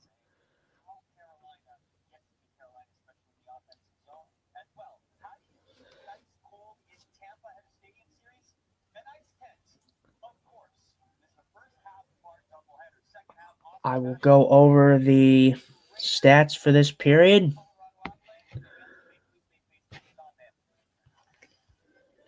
Once I pull them up. What player disappeared during the period? I would say I didn't notice. If I'm honest, I didn't notice much of Pareko, and I didn't notice much of Falk in that period. If I'm completely honest, I saw him out to the one shift, but then I was like, I didn't really see him. Unless you're asking me, John, if there was a player that didn't get like more shifts or whatnot, that I couldn't tell you. I know they had Bush out there a lot. You know, Bush was doing some good things. Snuggerud, Kyrou, I saw out there. I think that they've been pretty solid so far. I mean, I haven't had an issue with anything. They got to make sure that they're not turning over the puck in the defensive zone, though. That's going to be a big thing for them. Never mind.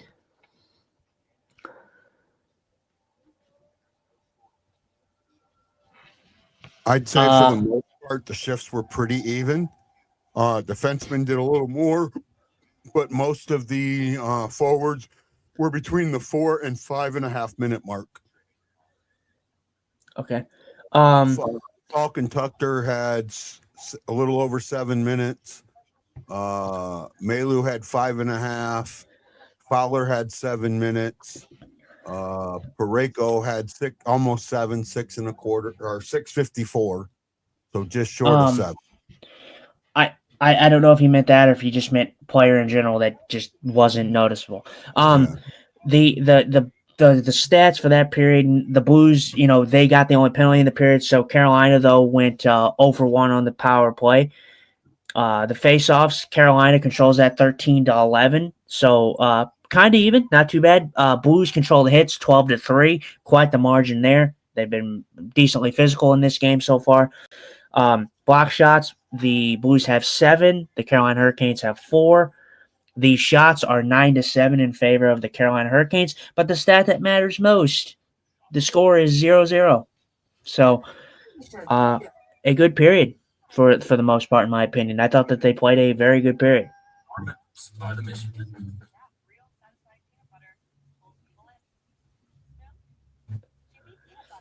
I thought for the most part, I thought the Blues had for the chances that they did have, for getting outshot 9-7 in that period. I thought for the most part the Blues had the better of the actual scoring chances in that period. I thought that the one chance that they had on Snuggerud from Shin behind the net, that was probably the best of the game.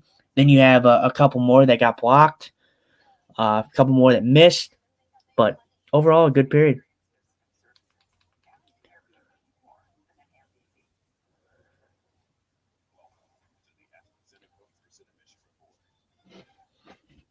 I might have fixed it.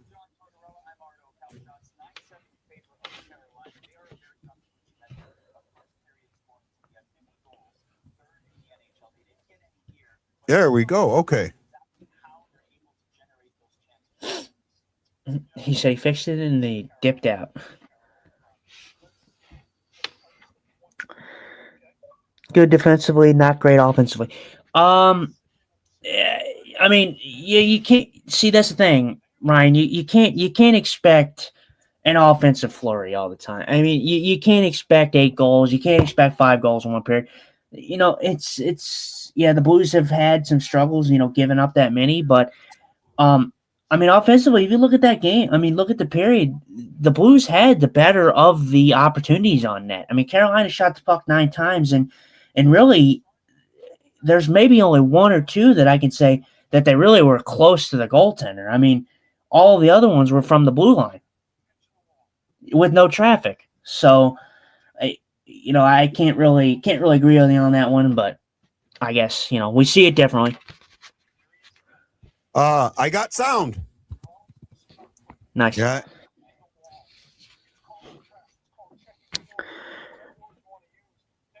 No players. I heard the name. Walker moved to 4th line. Justin, I don't know the details like you guys do. Love when the smallest player on the ice team shows up. Yeah. Like I said, I thought for the most part the team showed up in the first period. I thought it was a solid period. Just 2 competitive teams going at it, and like I said, I think the Blues and the Carolina Hurricanes always seem to have good tilts when they play each other. They're pretty when both teams are on their game. They're very, very stingy hockey teams to play against. Yeah, I'll agree with that. Sorry, I haven't been with you much today, man. I'm trying, bud. I'm trying. Hey, big thanks to Joey Goodman, Sharon Spinks. Hey, Sharon, we love you. Joella Speed, John Jeffries, Jason Nichols, and Lance DeScott. They put the thumb in the air like they cared. So thank you. We love the heart. We love that feedback. Thank you so much. You're all great people. I was talking before you came on. I was just saying, I think we have some of the best fans in podcasting, man. They've been with me for years and years and years, and they stay here no matter what. And then I just want to say thank you to each and every one of you. And if you are watching on Facebook, they have this program called Stars, where you can buy stars and then give it to us, and we get money for that. And that does help. Just so you know, this show costs me about $250 a month to produce, and that's every month. Even on off months, I still have to pay. I can't not pay. If I stop it, I lose all that. So I have to pay even on the off months. So, it would be helpful, if you guys can afford some stars, send some stars our way. And not only that, the more stars we get, the more the logarithm puts us out. Right now, I got to say big, huge thank you to Justin's mom, Teresa. She's really supporting this show. I appreciate it, Teresa. I really, really do. Thank you so much. All of that helps. It really does. It helps. It moves us forward. And, I want to start the website again. I want to get back into writing again, but I can't do it unless I know things happen. He says, right now you can't score 2 goals every night and expect to win. The offense sucks. I don't know how much it is the offense per se as it is right now. I think the whole team just has an overall, I don't know. I'll let you. It's underperformance. There's no thing about it. We saw this Blue team. We know that this Blues team is capable of more. We've seen it. We all have seen it with our own very 2 eyes. and I hate to use this as an excuse, Ryan, but this team has not been held. I mean, this team has been hit so hard with that injury bug. I don't care what anyone says. I have been backed on the Suter bandwagon for so freaking long now, more than anybody else has. Suter being out of this lineup is a massive blow. Holloway being out of this lineup is a massive blow. Brings a lot of speed, brings a lot of talent, a lot of blue collar work. Thomas, he's out in this game. Broberg's out in this game. I think for two guys like that are out, well, you're missing four. You're missing four big pieces right now. And the Blues are keeping the Carolina Hurricanes to a tied game, 0-0 right now. So, yeah, although the Blues haven't scored any right now, neither have the Carolina Hurricanes. So, I hate to play devil's advocate, and I hate to be positive because people don't want to hear positive. They want to hear negative. But no, well, hold on, Josh. People don't mind. They want you to say what you see, right? And if you see positivity, that's great. Show positivity. But if they see negativity, they have a right to see negativity and express that. So that's where the collision happens, and you accept it. You accept your positivity, you accept their negativity, and you go on with it. That's the way the show works. That's the way life works. I've accepted it. Believe me, I've accepted it at this point. But like I said, I'm not someone who thinks that this team has to go out and score 8 goals a game. I am just not. I'm sorry.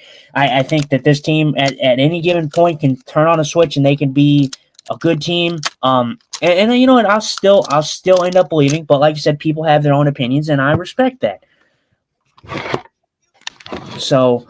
But I'm just saying, from a standpoint of an opinion, people don't, with anything in life, people don't look at the positive. If you're doing positive things, yeah, people do. They say, oh, that's positive. That's good. People focus in on more of the negative because it gives you talking points. It gives you topics to talk about. When things are not going well, it's easy to nitpick. This thing or that thing and this thing. When it's going well, no one has anything to say. So I feel like, not that it's like, oh, you can't be negative. It's just, I think that a lot of people do come to the realization that they have to have something negative to talk about. It brings topics. It brings discussion. I understand that. I understand exactly where you're saying. The one thing that I look at, and this is for me, the majority of the people who comment on this show have been commenting for years. They're not bandwagon fans. They weren't Stanley Cup fans. So these are guys that know. They've listened to me. They've listened to other co-hosts. They've listened to other shows. They have a good understanding of what the game is and what they expect. John, let me just say something. John, perfect example in the chat right there. 4 goals should have been plenty. How many times have the Blues actually shown up in the game and their goaltending has let them down? Multiple times in a game. But did Blues fans talk about the, did they give the Blues fan or the Blues players a pass in that game? No, they didn't give the Blues players, but they said, oh, the team has to be better in front of, the goaltender. They didn't come out and say flat out, oh, maybe the goaltending has to be better. They looked at the team and honed in on the team and said, oh, well, this team is just not good. Well, they put up 4 goals. 4 goals should be plenty to win you any hockey game. Not just 4 as an example, but you get my point.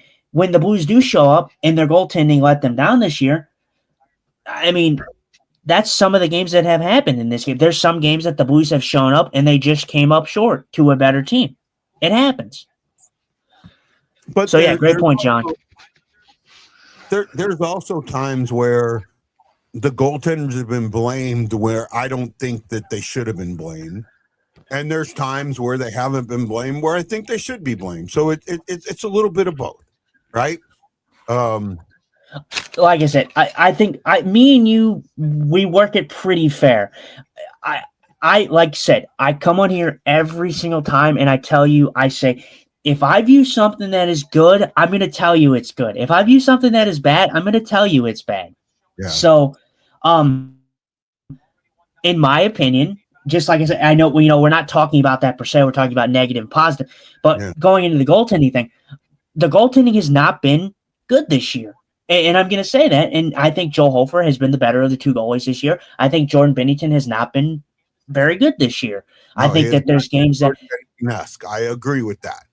He something's going on with him. I agree with you. At one point, his numbers and Hofer's numbers were very evened up. And I was like, okay, maybe now goaltending's not the problem.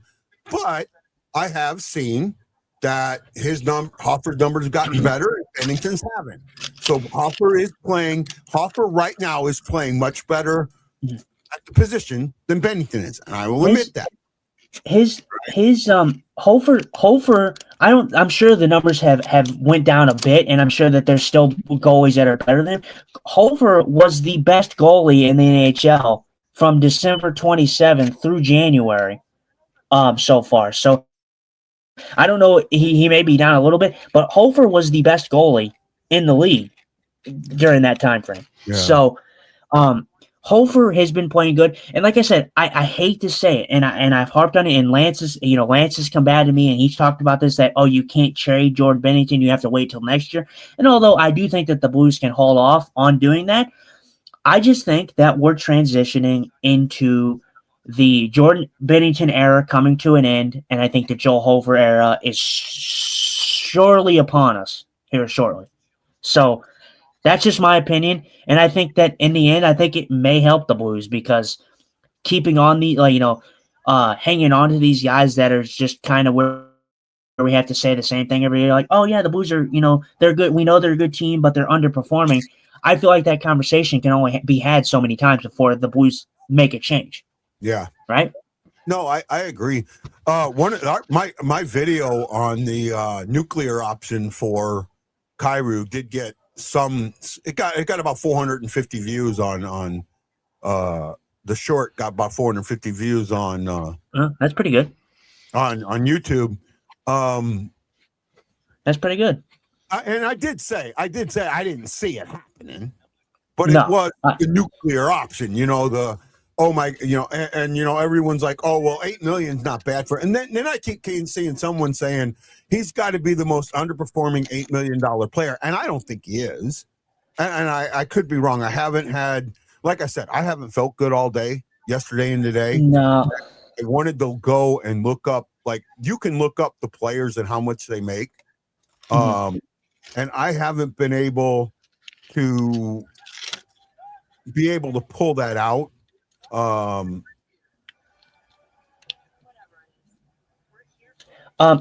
I can tell you right now, there's a lot of players in the NHL, and there's players that make that amount of money that Kyrou makes. I will say I don't think he's the number one underperforming guy. He is underperforming. I don't think there's any doubt in me saying that, or any doubt in you saying that. But I will say he's not the overall number one guy underperforming. Yeah. For me, I'm sorry to say it, Blues fans, and I'm sorry to say it, guy. You love him. I love him too. I think he's a great defenseman. I think he does a lot of things away from the puck very well. I'm honestly to the point, and maybe I'm not 100% bought into it, but I honestly think, like I said about playing in Sesame Street State, I think the Blues need to take the Minnesota Wild approach and be ballsy and be risky, and I think that they should maximize the return for Kyrou, and I really do think that we need to maybe flip this thing on its head. And I hate to say that, because I think he's became a great two-way guy, but I just think that you need to get something for Kyrou. I know it's going to be hard with the contract that he has. He has to agree to it, but I'm sure there's teams out there that will try to negotiate a deal for Kyrou. I really do.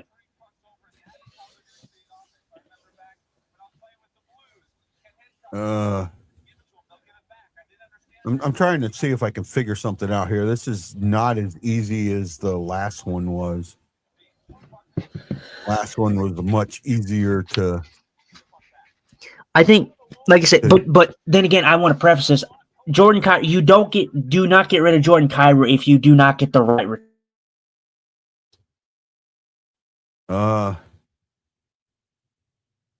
JT Miller is making $8 million. I think he's had a kind of off year. Carlson's making $8 million. I don't know if he's had a great year. He's in year 8 of that $8 million contract. He's got 35 points. What's Kyrou got? I know he was injured, and he's had a Kyrou's got, I just seen his name. He's got 18 points. Okay. So maybe in the $8 million or what he's making, the $8 million range, he is underperforming. I don't see anybody else except maybe a defenseman. I'm looking to see if anybody else has less than, he's a defenseman, but Owen Power only has 14 points. Right? I mean, he's a defenseman. 3 goals, 11 assists. He's making 8.3. I don't know where. I mean, if that's fair or not. Oh, he's frozen. Well, we're back into the game, and I can actually hear it now. So,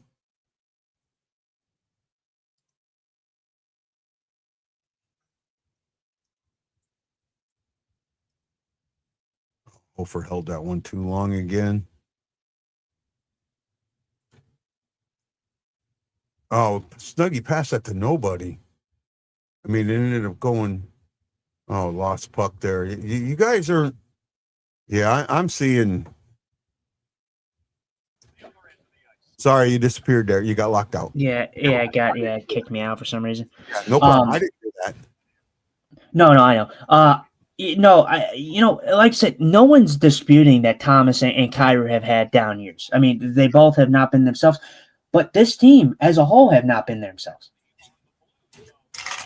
So, I agree with you. Going on the penalty kill again. Yes, they are. Taylor Hall. And that might have looked like a bit of a dive to me. I'll see it in a minute. 23, Logan Mailloux getting a penalty, signs his extension and takes a penalty. Just kidding.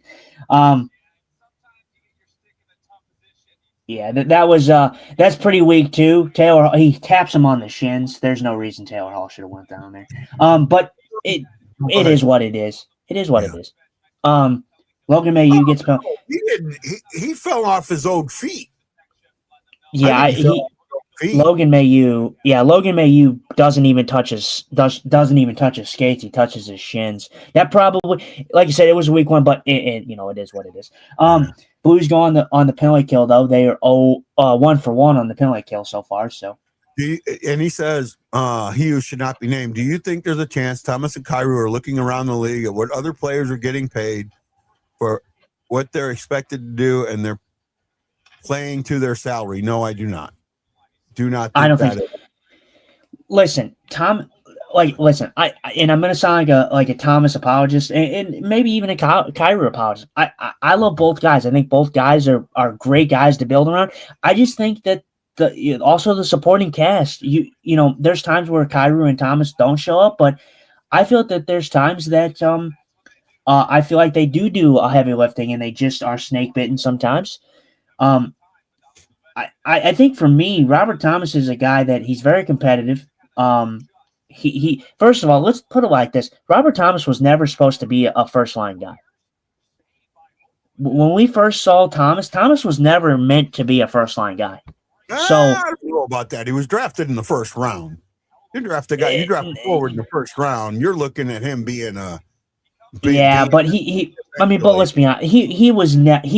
But let's be honest. He might have been a good player, but he was never thought of to be he was going to be a first line guy, like a first line center guy. I mean, maybe at least a second line guy, but in his early career, I mean, he wasn't really looked at as a top guy. I mean, yeah, he was a rookie, but he was never touted to be the top guy. But he grew into that.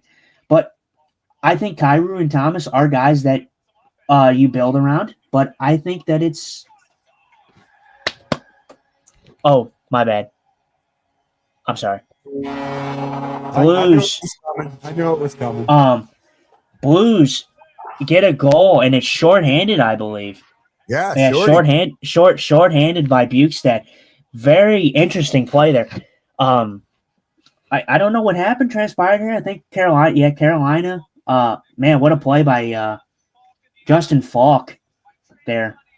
Hands takes that puck out of midair, and man, bukes that. What a shot! Yeah. Yeah, it was a board battle. It was a battle along at the blue line, and they were able to. Yeah, because- Falk grabbed it out of midair though. Yeah, Yeah, very good play. Way to battle, and look at that, Carolina. That's not a team you expect to score shorty against. So very good by the Blues, though. What do you think about? I know my daughter, my oldest daughter, is becoming a big PWHL fan, the Professional Women's Hockey League. They have the jailbreak rule. He loves it. What do you think about the NHL maybe trying that out during a preseason or something? Can you feel like I said, because it's not an NHL, and I know what you're talking about. Can you fill me in on what you mean? Like, what is it pretty much?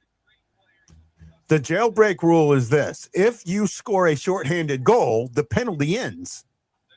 Right, your guy comes back on the ice. The penalty's over. The power play ends. I mean, I don't know. For me, I'm kind of 50. I view it like this guy. I view it as in a way that, like, I look at things at my list, right? I have a list of what I would like the NHL to change. And I feel like something like that, it's so minuscule that I'm like, it could be a thing, but it couldn't, like, and I wouldn't care. So for me, like, I kind of understand it in a way, because, like, if you score a shorthanded goal, I mean, that's, kind of, shame on the, the offensive team who had the advantage for the power play, right? Yeah.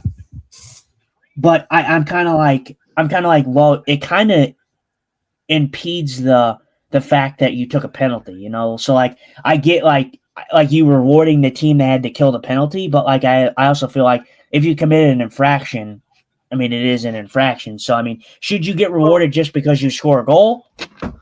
Shorthanded? I don't know. So here's my thing with this, and I understand where you're going at, but when it comes to infractions, right? Think about this. You get a roughing penalty, meaning you play too physical. You get a roughing penalty. That's 2 minutes, right? That's a 2-minute penalty. If you put the puck over the glass for a delay of game, that's also a 2-minute penalty. Yeah. Right? Oh my goodness. How the F did he stop that? Wow. Oh, absolutely. Rob Kotniemi. I haven't seen it yet. Kotniemi is right there. Oh, what a save. Very, very, very good save by Joe two huge save. That right there, I want to preface to everybody. The first period was not much for Carolina. They got 9 shots, but they didn't get a lot of quality shots. That was the best shot for Carolina in this game. Oh yeah. That was two of the best shots. That was the second one, especially the second. The first one was good, but the second one was your money maker, right? Yeah. That second one for sure. They're gonna push, like I said, this is where you're gonna start to see the Carolina that shoots the puck. They really do shoot the puck a lot, and they do not care where they shoot from. But as you're seeing in this game, like I said, that was your best opportunity for Carolina in this game. As you're seeing, though, Carolina's put a lot of shots like that on that, though. They've just shot the puck, and there's not been a lot of traffic in front of Hofer. It's been a lot of easy glove saves for him. Yeah. If they don't get traffic in front of Hofer's gonna catch those all day. Yeah.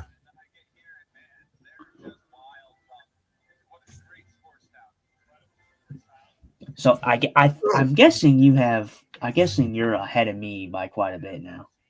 Yeah, I was behind. I was way behind. I had to go and do a refresh and get it caught up. I was almost 2 minutes behind. It's good.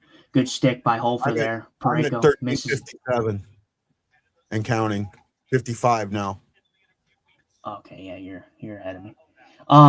By quite a bit too. Good play there by Holfer there to Pareko misses the puck, and then Holfer had to use his stick to hit it to the corner. That was a good play. I have a suggestion. There's something I would do with Bennington right now that I don't know. No, you're fine. So when you look at this Bennington situation, right? Obviously, you're not going to waive him. You're not going to send him down. You're not. You waive him. Somebody picks him up. That's right. And maybe trade deadline. You get him to what he's got 15 teams that he can go to. Maybe one of them is thinking about it. But I wonder if right now, especially with the Olympic break coming up, right? Maybe you go and say he's got an upper body injury, and let him sit for a week, right? You put him on IR, not IR. Well, I don't know if you can put him on IR, but you with the goalie, you're allowed to bring one up. You don't have to put him on IR to bring one up, I think, right? But you get roster relief.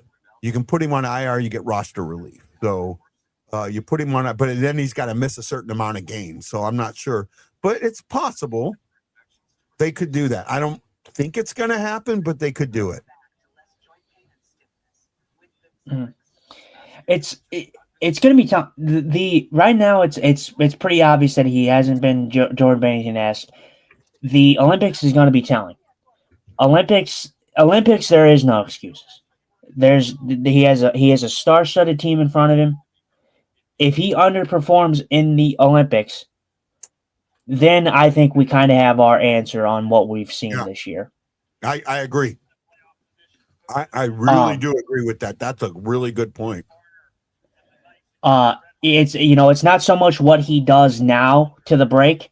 It's gonna be that break. If Jordan Bennington comes in and we see for me, the way I'm going to look at it is two ways. Is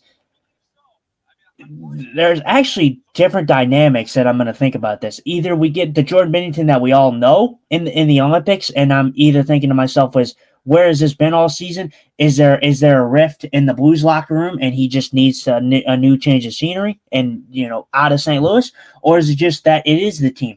But for me, it's going to be interesting because I don't think that it has just been the team. I think this year the Blues have had games, like I said, where the Blues have been very good and the goaltending let them down. So I'm full on board with there's a rift in the locker room. I still think the move you do right now, and maybe it's not a nuclear move. Oh wow, that was a nice shot there. Very good play. Berggren, Bush, and Dvorsky. Or no, I don't think Dvorsky is on this line. No, he's Bush. Well, I know he's out there, but I think he went for a line change. I think somebody else can. But Bush and Berggren, that line has been very, very good tonight. That's been the most outstanding line or noticeable line tonight. No, yeah, because it is. It Bukestad's on that line with them because we got the triple B line. Yeah. So, but yeah, they've been good tonight. They've been seeing where each other's at and knowing it before they even throw the puck.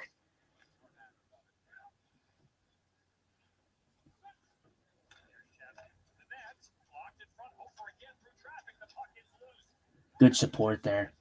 Yeah. Another turnover. Oh. Carolina is going to swarm you. They're going to be a team that definitely tries to swarm you and get to you. Oh my goodness.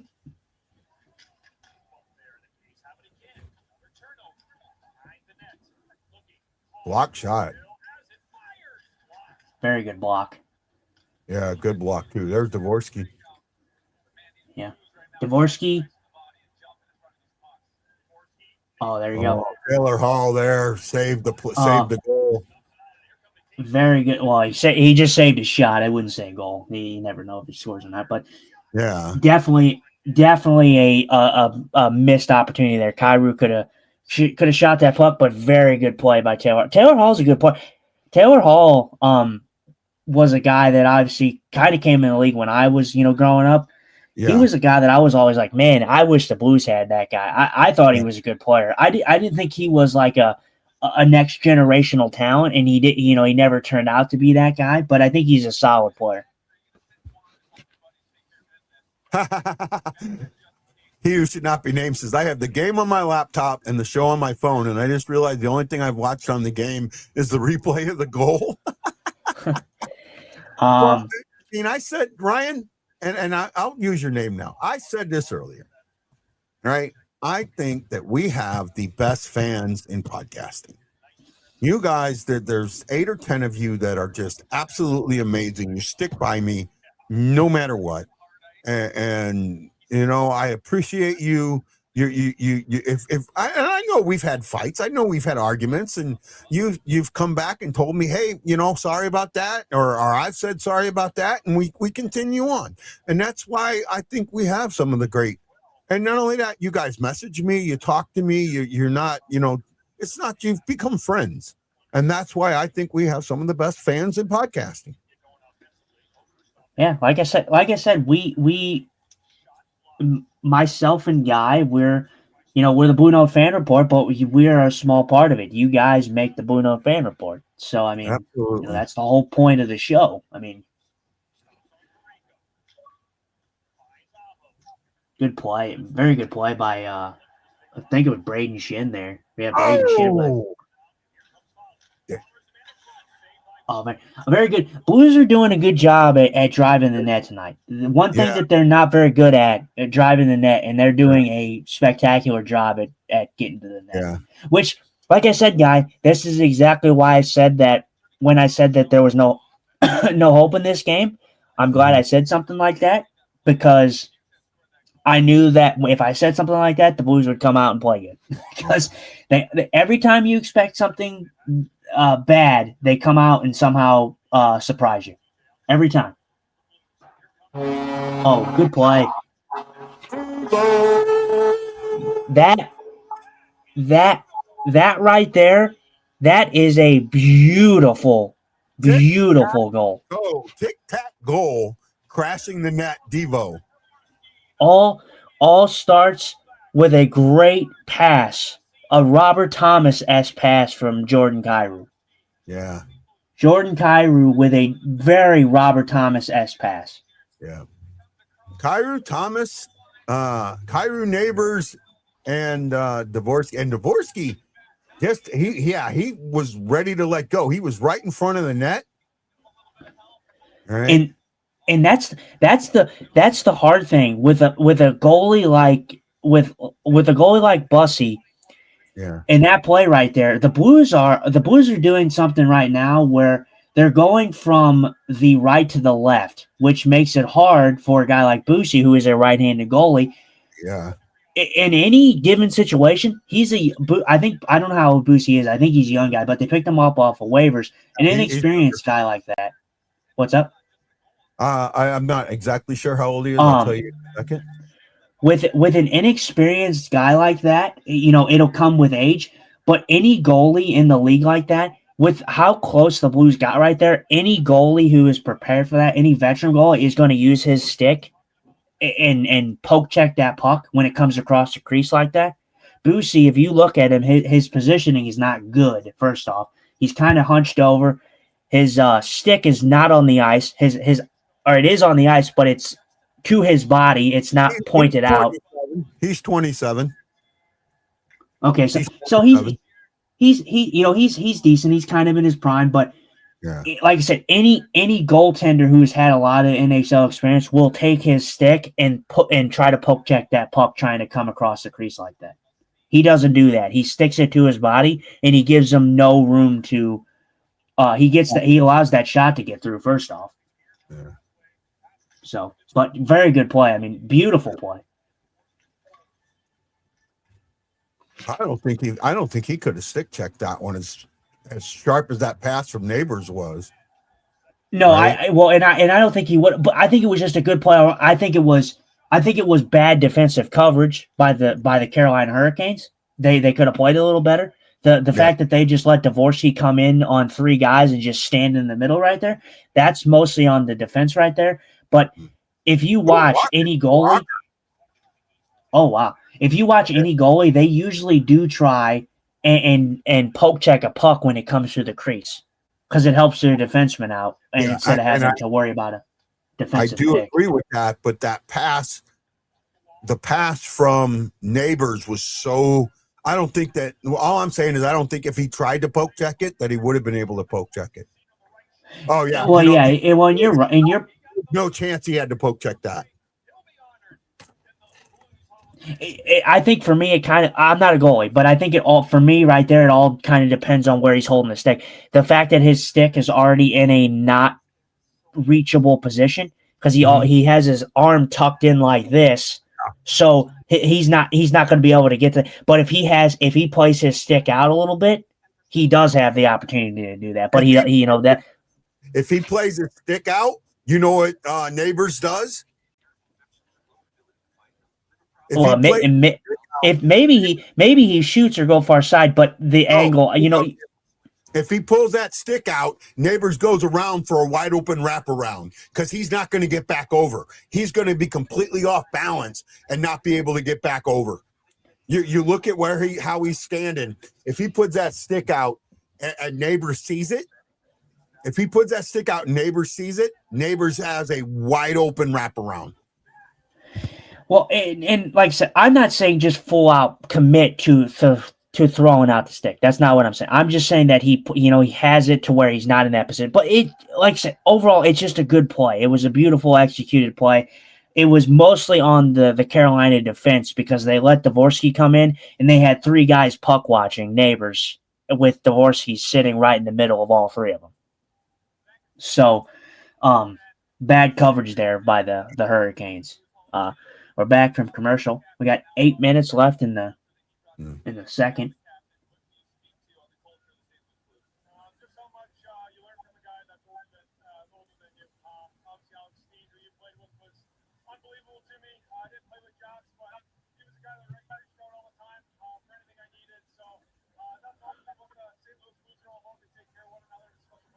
Yeah, that's an interesting take because Braden Shin did not play with Jackman.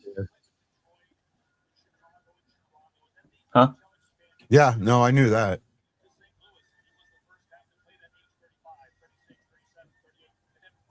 Well, Ryan, I'm probably the only. Well, I'm not the only woman you're going to see tonight. You're going to see your wife, right? Because I ain't a woman at all in any way, shape, or form, dude. Oh, Carolina getting a penalty interference. Yeah, that was interesting. Chatfield lost his stick. I don't know what happened there. Sebastian Aho to the box. interference on both sides.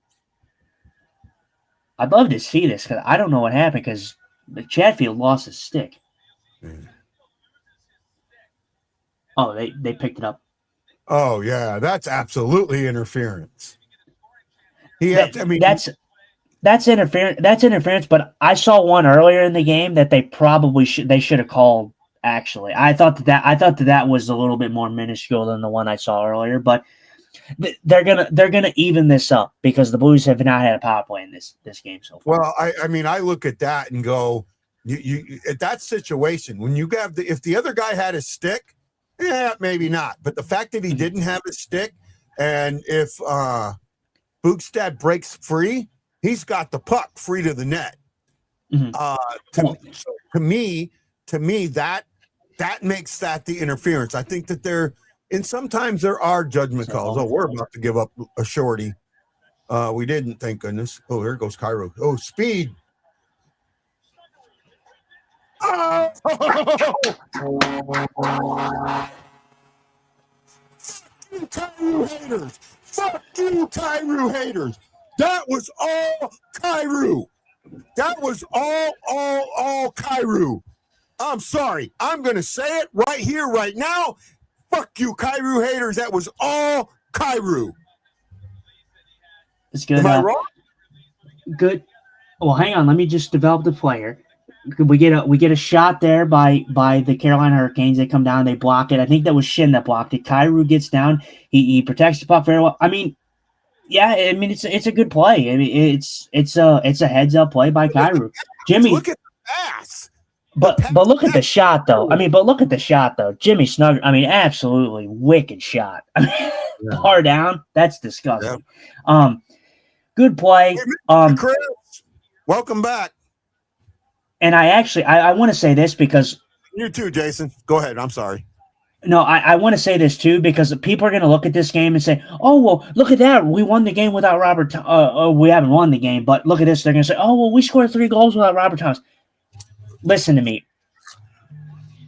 Oh man, very good chance by the Blues again. Very good. Yeah. They're coming back, man. They're showing the energy in this game, but people are going to look at this game. Oh, well, we scored. Well, we're possibly going to win this game, and if they do end up winning this game, we'll get. Oh, well, Robert Thomas is the problem.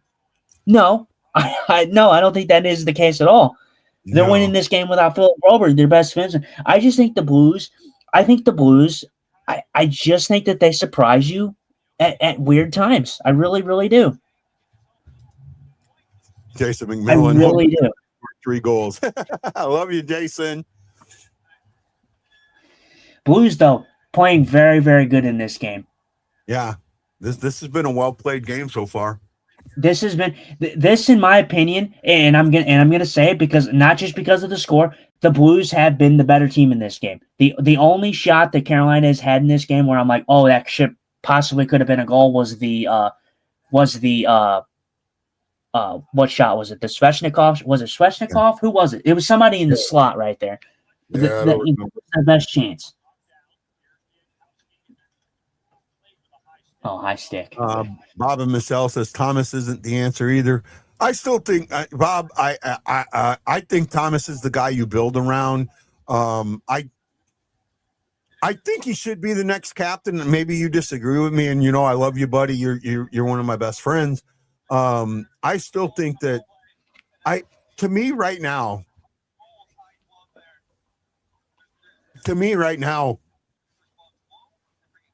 The fact that this team for 2 years in a row has played this badly at the beginning, or up until the break, makes me think that they're just a second half team.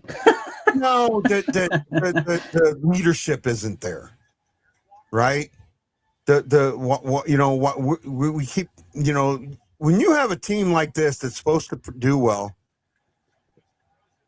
Bob thinks that Thomas is a head case, and he could be. He could have slipped into that. Bob, I don't know. Bloberg Thomas. Is sorry, I do Thomas coming into that. Go ahead, bud. Go ahead. No. I just want to say we've talked about this before. Me and Guy have talked about this before. Robert Thomas's problem is not his skill ability. He has skill. It's not his skill. It's his. The biggest problem with Robert Thomas is his attitude problem. Whether it's, he doesn't score, his teammates, make a bad play, his teammates don't score, he hits the post. You see his head, hang up in shame or hang down. Like, that carries, I think. I think it does carry some validity. Oh, wow. Good save by Hofer again. Great save. Absolutely moving into that number 1 spot. I mean, I see it now. I see it now. For me, I'm so I go back. Okay, I get what everybody's saying. First of all, I have to look at it like this. We look at Robert Thomas's season, and he hasn't been Robert Thomas of the past few seasons. But look at who he was playing with. Look at the rotation of guys that have been coming in and out of that first line. Yeah. How is Robert Thomas? I even said this guy can even attest to anyone in here that I said this at the beginning of the season. When you have Robert Thomas on your first line and you have a plethora of different combinations, you are not helping a guy like Thomas find consistency. You're not. You have. Hey, Let's I see. got to get something to drink, man. I'm like sweating really bad from my cold, so I'll be right back. Okay. But you have when you have a Robert Thomas that is playing with different line combinations every other game, it's going to be tough. And then you look at someone like Pavel Buchnevich, who was terrible at the beginning of the year. That's going to have an effect on Robert Thomas because he was god awful. He's been better. But if you look at the games, and this is not no shot in the like, if you watch the games, the guy who makes offensive chances is Robert Thomas. Robert Thomas makes a lot of offensive chances. Yeah, does he score on every one of them? No, he hasn't. The consistency rate on putting the puck in the back of the net has not been there. But if you look at it, Robert Thomas creates a lot of offensive chances. The Blues just have not been able to capitalize on them. That doesn't, in my book, in my definition, make Robert Thomas the problem. For me, if I'm booking this, I said it earlier. I hate to say it, Jordan Binnington lovers, but I think Jordan Binnington's time as a St. Louis Blue is coming to an end. I do. And I think that I look at the interview, and I'll say this when Guy gets back. I look at the interview that he had when he got pulled and whatnot, and then they, Montgomery and him had a, back and forth and all that. And I think they both know that they're competitors, and I do believe that. But if you just watch the demeanor and the cadence of how Jordan Binnington was, that's not Jordan Binnington. I'm sorry. That was not the cadence of Jordan Binnington and how he usually carries himself in interviews. So I felt it very weird the way that he acted when that interview came out and we all heard it.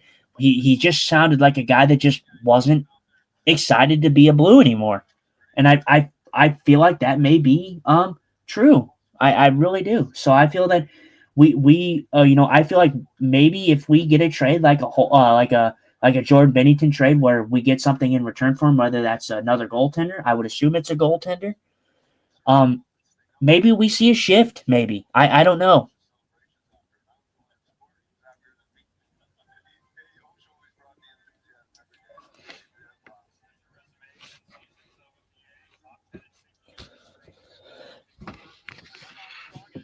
Bingo. Yep. I think if Jake moved into the convo, I think I don't know if I don't know if Guy pulled these up or not, but yeah. Neighbors is a guy that you can consider making the captain. I think he is young, but the thing with me with Neighbors is after his injury, he came back and he's been kind of silent too. So I don't know if that's the right move. I think for me, if I'm taking the captaincy off of Shin, I think that I am waiting. Obviously, I don't think they named a captain before the season ends or anything like that or immediately. I think that they wait, and I think that they should wait. I think that they should wait and see what they have.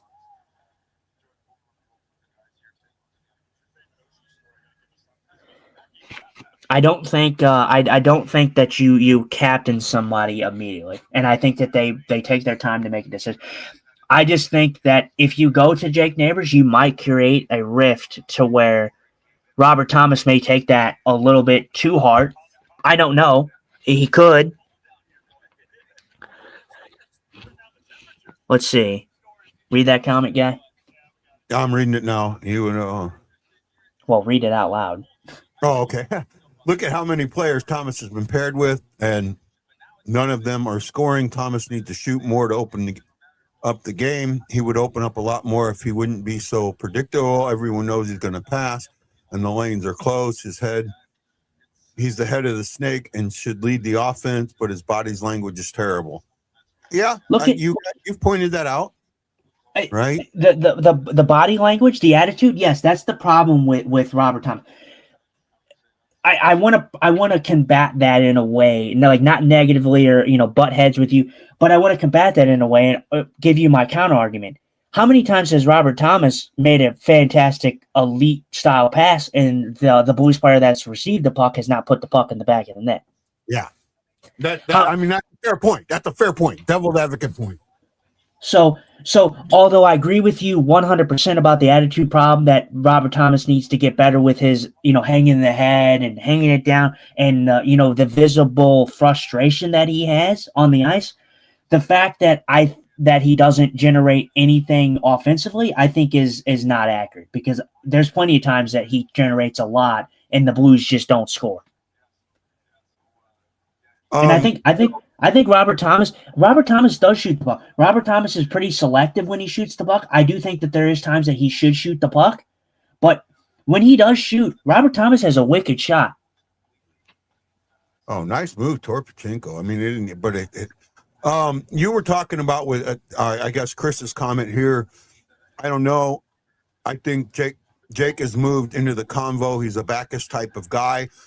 I do agree with that. Now, I have been on the Thomas for captain bandwagon for a very, very long time. Like, even before huh? No, I just was saying that was a sneaky shot by Sonny. It wasn't nothing, but it was a shot. So yeah, it was a good shot too. I'm a little behind you.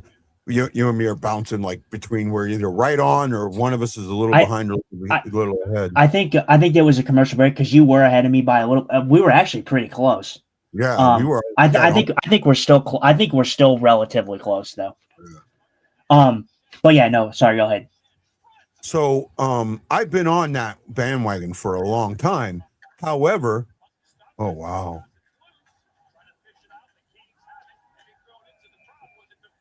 Uh-oh. Let's see. Are they calling delay a game, or are they not calling it? I don't know. For me, I don't comment on delay a game just because unless it's okay, so they are calling delay a game.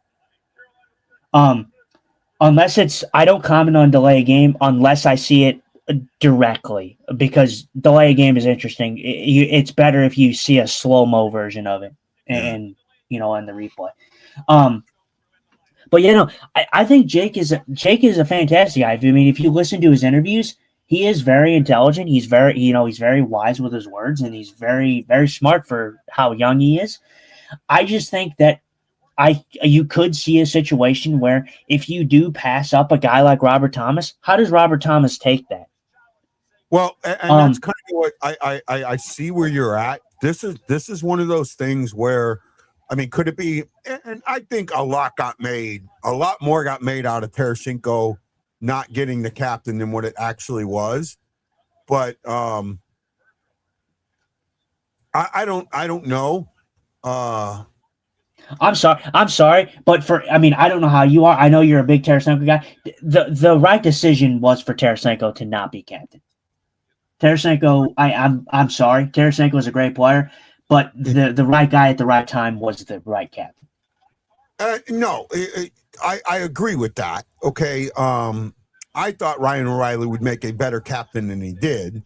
Problem is, O'Reilly put everything on O'Reilly, and because of that, nobody else got held accountable.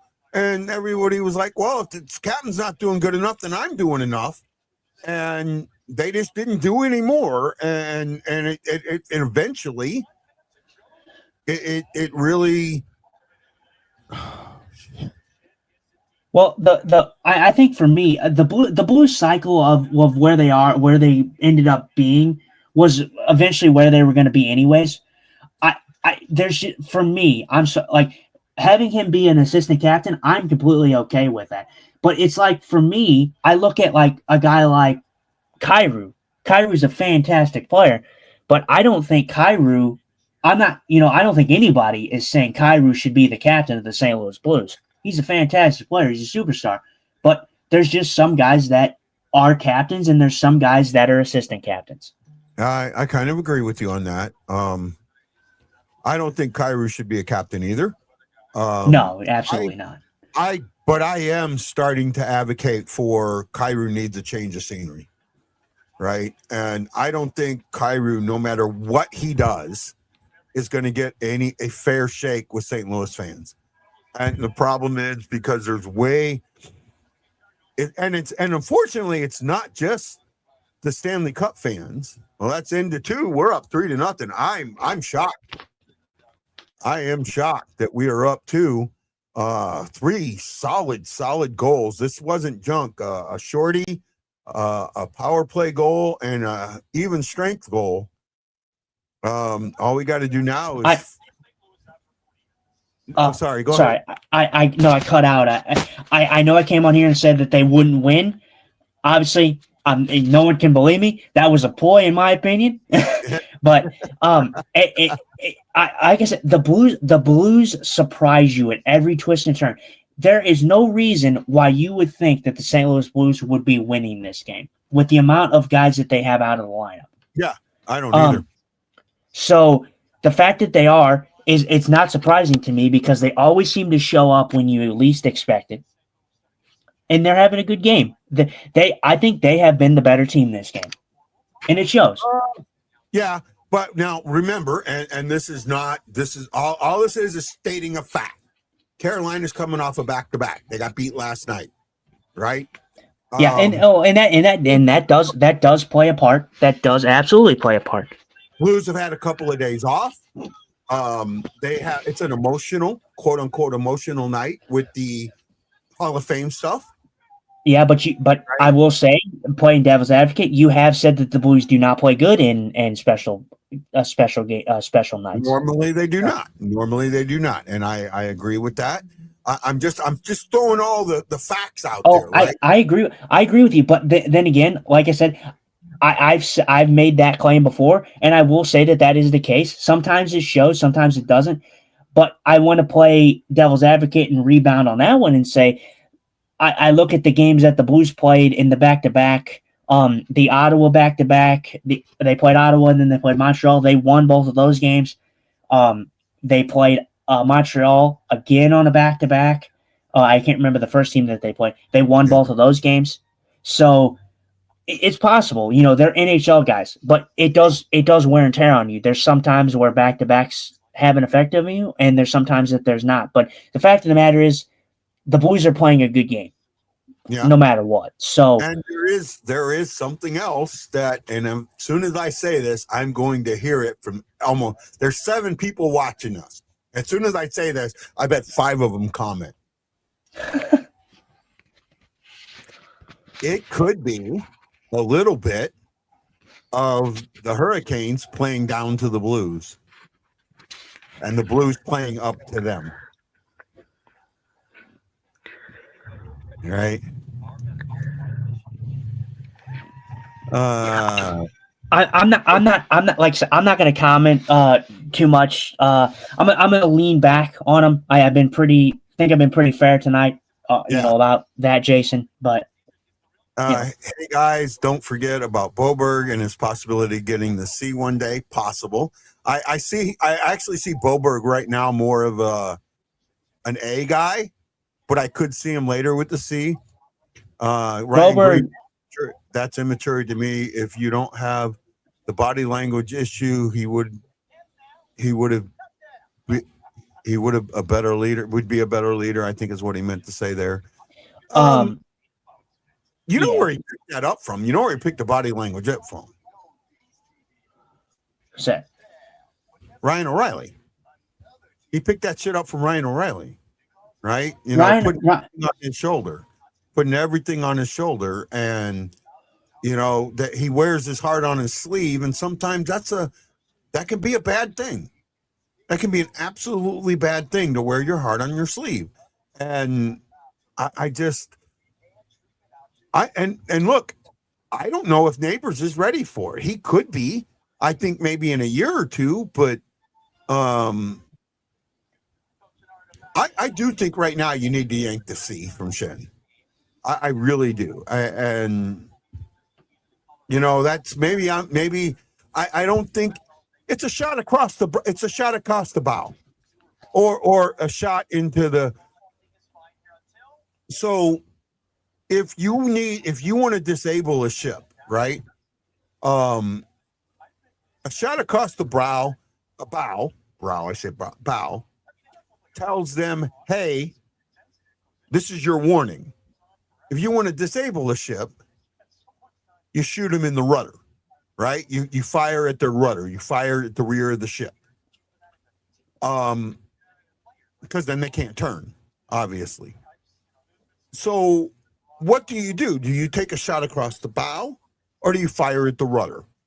And to me, taking a shot across the bow is removing the C from Shin, and taking the rudder is trading somebody big. I don't know if that's a good analogy, but what do you think? Yeah, I mean, for me, I'm at the point where I said that I think the Blues need to not play at Sesame Street today. I know you heard me say that. They need to. Clearly, nothing has changed. We've seen the same kind of thing for the last couple seasons now, where the Blues start off terribly. They seem, last year they had the miracle run. They went on. They made the playoffs. We can't continue to have this discussion. So something's got to change.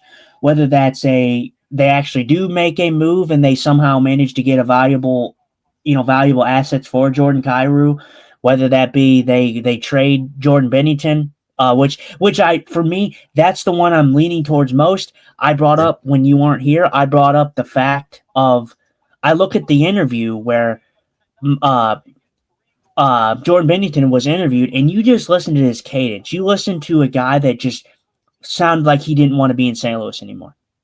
You listen to that interview that he had after he got yanked in the game where Montgomery and him went at it. And I know that we said that was nothing, and it was that. But if you just listen to it, the cadence that he brought in that interview wasn't a guy that wanted to be here.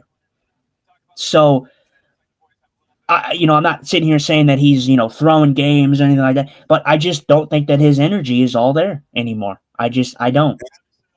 And you absolutely positively could be right.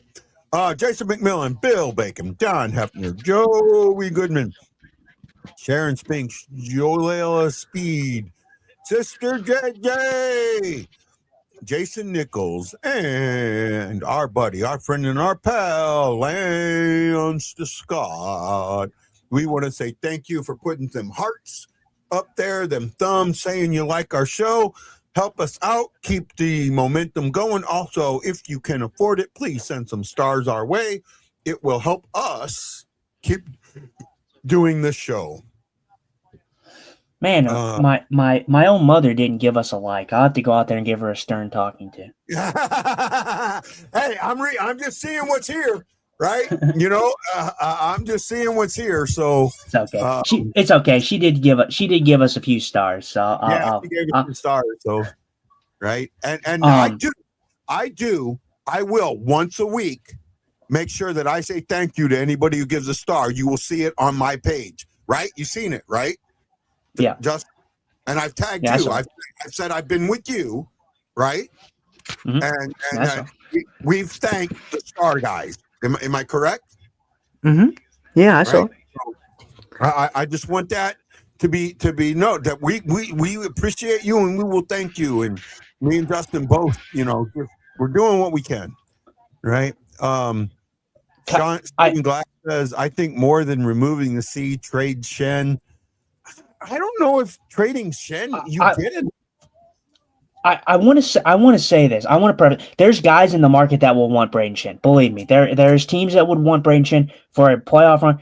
I'm sorry that I'm okay with the stripping of Shen as captain, but Braden Shen has not been that bad. He's not been that bad. He has shown up. He's been a physical presence. He's been a skilled guy. So I'm sorry, but he's not been a complete wash by any means. I think he's noticeable on the ice to me. Here in the recent, especially in the recent stretches of the games, he's been noticeable. I'm turning Sean Roberts here into a hockey fan. Thank you, Sean. I really appreciate you. He says, checking in while I watch the game and work on my homework. Love you, brother. I love you too. I hope you're looking forward to next year's trip because I'm pretty sure we're doing it, but I think we're going to try as much fun as I had, and I mean it, bud, as much fun as I had on the Bighorn River, I want to try the Missouri River, man. What do you think? And we don't have to fly fish that. We can regular fish that too. But I want to try. I want to try the Missouri River, man. I really do. Up there, the Missouri breaks, and up there, we got to figure it out, bud. But you remember all the pictures I showed you from me doing the trout fishing? This is the guy I went with. Yeah. This is the guy I went with. He's kind of right, but trading Shin wouldn't show the team that well, you trade Shin, the sea goes away. Either way, you're trading your captain. Trading Shin will not have the same. For me, trading Shin, it would be kind of the hockey cycle in a way. Shin's getting older. People are going to want him for a playoff run. It wouldn't hold the same cadence to me as if you were to go out there and trade a Robert Thomas. You would go out there to trade a Jordan Kyrou, to trade a Jordan Bennington. It wouldn't carry the same weight. It would show. For me, if you traded Braden Shin, you'd be like, oh yeah, okay, that's not surprising. He's older. People want him for a playoff run. He's a physical guy. If you traded, a Jordan Kyrou, you'd be like, man, like, what are the Blues doing?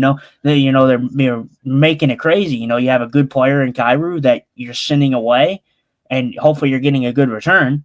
But you're like, man, you're sending a message. No one's safe. Yeah.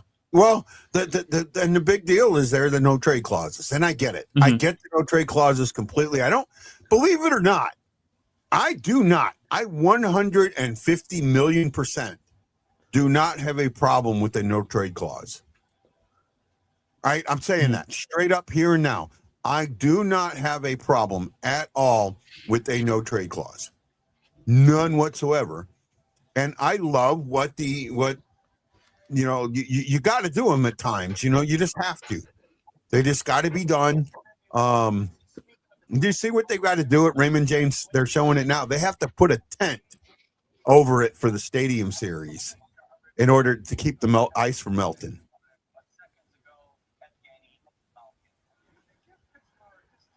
Right. Sean says, I got some irons in the fire for it. We're going to get some monsters this year. I hope so, bud, man. I had so much fun with you. It's not even funny. Shockey says Shen would be a third line guy on did team. I'm not sure what you mean there, buddy. But Chris, you're not first of all, you're not no one's picking up Braden Shin to play top 6 minutes. Mm-mm. If you're picking up Braden Shin, you're playing him on probably the third line role, and you're playing him for a deep playoff run. That's exactly what you're playing him for, because he has veteran experience. He's able to give you those minutes and be serviceable guy there. Let's see. I kind of wanted to go over this just because we haven't done it and I want to do it. So go ahead. Our out-of-town scoreboard, per se, here. Okay. The Lightning and Penguins are tied 1-1. They're about to inch closer and closer to overtime. The Columbus Blue Jackets, the Flames are tied 3-3. That has a little left to go, under 5 minutes in the third period. Canadians and the Capitals are tied. They're going into overtime. The Senators beat the Canucks 2-1. The Blues are up, obviously, 3-0 on the Carolina Hurricanes. Bruins are up on the Red Wings 1-0. The Predators are tied with the Edmonton Oilers 3-3. That's in the second period, almost at the end of there.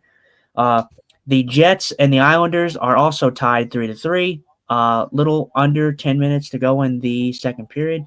In your later games, the Montreal Canadiens will come into Utah at 9 p.m. Central Standard Time, and the Dallas Stars will go into Anaheim. I believe they're going to Utah, not the Canadians. That's what I just said. That's what I. Yeah, no, I said. Okay, whatever. The Maple Leafs. Toronto Maple Leafs are going into Salt Lake City, Utah, at 9 p.m. Central Standard Time, and then Dallas is going into Anaheim at 9 p.m. Central Standard Time. So the Islanders are doing us a favor. They were down 3-1 and got came back with a penalty shot and then a power play goal to tie it up. yeah, but the Jets, they're a disaster over there. You want to talk about a team that's even more of a disaster than the Blues, and you talk about the Jets. Let's see. Yeah, Tampa Bay on a heater right now. They're on a 10-game win streak. So if they win this game, they'll be at 11 win streak. They're on fire right now. Yeah. Both teams. There's only one team. There's only one team currently right now that will change after these games, I believe. But there's only one team in the Atlantic Division that is on a losing streak right now, and it's only by one, and that's the Buffalo Sabres. But every other team is on a winning streak, whether that be a little win streak or not. But Tampa Bay holds the best right now at 10. What's the worst losing streak right now? Season. This has just been a weird season. Yeah, it has been. Let's see. The worst losing streak is actually the Ducks, and the Canucks come in very closely, but the Ducks have lost 9 straight, so they've really went downhill after their hot start. Yeah. Yeah, and then the Canucks fall slowly behind them at 8. Well, so Stephen Glass says, I don't have an issue with your best players having NTCs. If it's more than 4 players, I think it's too much. I don't know if 4 players is too much. I think that your top 3 or 4 forwards should get it, and I think your top 2 to 3 defensemen should get it. So and in that case, we would have too many, because I know in defensive, well, I don't know now because one of them doesn't count, but defensively we might have too many guys having NTCs. I know Boberg is getting some NTCs, but his are all, he has 2 years, like the second and third year of his contract have like full on NTCs. And then after that, they loosen up, but he can't get an NTC until, like, he's got 2 years before he become a UFA. So he has to wait. And when you're an RFA, you cannot have an NTC. Right, you can't get an NTC until you're a UFA, or UFA eligible.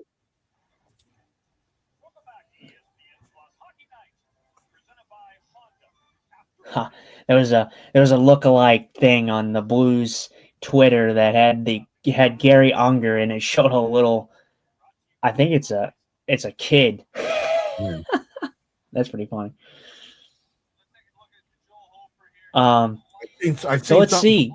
Said that, but I didn't get to. Yeah, it was Gary. Yeah, it was a lookalike thing with Gary Unger, and it was a kid that they showed. It's pretty good. It was not bad. So let's see. Something that absolutely, I see it now. Absolutely. Yeah, it's pretty good. So I'm going to go over these just because I like to go over them, and I always like to hear a different perspective. But I'm going to go over what we have been doing, and I'm going to talk about some Twitter comments. So okay, for the period 3 minutes before the puck drops. So go ahead. Yeah, we have the third period. We have the 3-0. Then we have the St. Louis Blues. It says St. Louis Blues are 11-1-1 this season when they're up by 2. Oh, well, never mind. We're going into the third period, so I'll drop that because we're already into the third period. So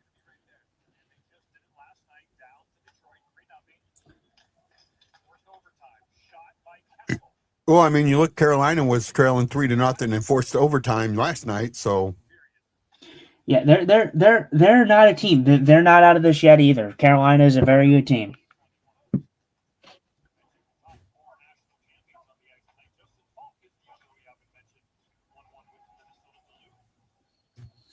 Minnesota Duluth. So the money line is plus 1,500 to, like, I think it was like, I can't remember what the Blues was. Minus Obviously, 32. their money line obviously went up after the second period.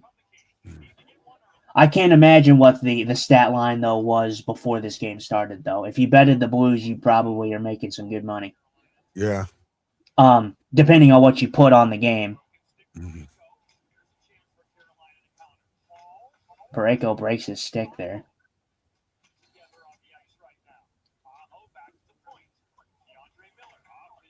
Keandre Miller, the big acquisition from the Rangers defensively.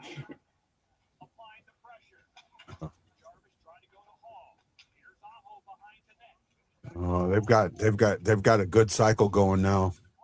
Blues feel like they're puck chasing. A lot of outside stuff though.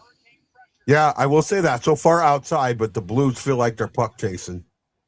Good save, or I don't even think it hit the net. I think it hit the side of the net. Yeah, the Blues have kept the Carolina Hurricanes to the outside a lot in this game. I mean, that was probably their best offensive zone time, like cycling wise. There's a few other times, but not a lot of shots to the inside or to the slot.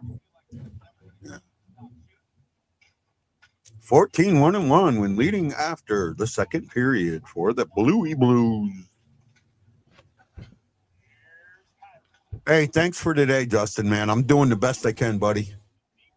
You're good. Good hit by Neighbors. Neighbors has had a really good game. They all have. I think that they've played good, considering the guys that they have out of this lineup. They have played very good. Every line has been good and very physical. If you're the Blues, I don't expect. I mean, with the guys in the lineup, I expect it to be physical. But the Blues and Hurricanes, there's no heated rivalry there, so I didn't expect to see as many hits as I've seen in this game already. Blues have been very physical on the forecheck. Wow, yeah, that was a weird stick break by Parayko there on the boards. I think it got stuck on the boards kind of, and it's just snapped his stick.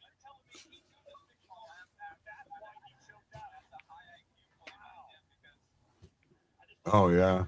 See, I'm sorry though. Like I'm looking at this game, and you're seeing these shots. Like the Carolina Hurricanes have 23 shots, but you're looking at those.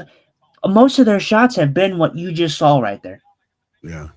Joe Hofer's got those all day. I'm sorry, Joe Hofer was not the Joe Hofer of the beginning of the season. Yeah, he has definitely improved. I will give you that. I'm sorry if you're not going to give any type of pressure in front of the net, any screen, Hofer's going to have that all day.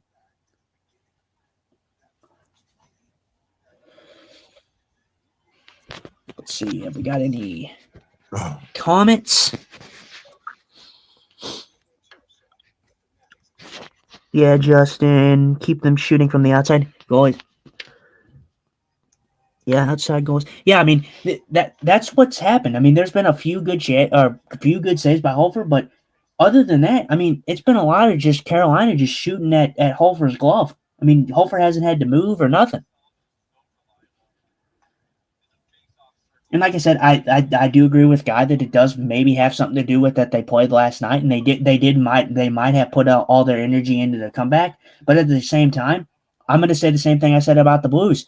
The Blues dug in and found a way to win 2 back-to-backs this year. Yeah. So they're professional athletes. You got to dig in sometimes. No, I agree with you, and I like what we're seeing tonight. I mean, I wish we could see it more often, right? Yeah. I would like to see. If you go out on that ice and you leave it all on the ice, you go out there and you leave it and you get beat 8-1. Okay, I got it. You just got beat. It happens, right? You're not going to go 82-0. But if you go out there and you lay it, you just lollygag it. You lollygag to first base. You lollygag to second base. You lollygag to the outfield. If you're just a bunch of lollygaggers, then no, I'm going to have an issue. And it's the same way. Bussy right there. If you just see that play right there, he sticks his stick out to prevent Neighbors from getting that wraparound. The Vegas game, the Washington game, a few other ones. Those were games that the Blues did not show up in at all. Yeah. The Colorado game didn't show up. I mean, they had a bad start. I think if they stay in the game a little closer, they probably show up a little bit more. But the fact that they were already down 4-0 in the first 5 minutes, I think it kind of took them out of the game already. But those are games that the Blues did not show up, and they got exactly what they deserved. They didn't show up.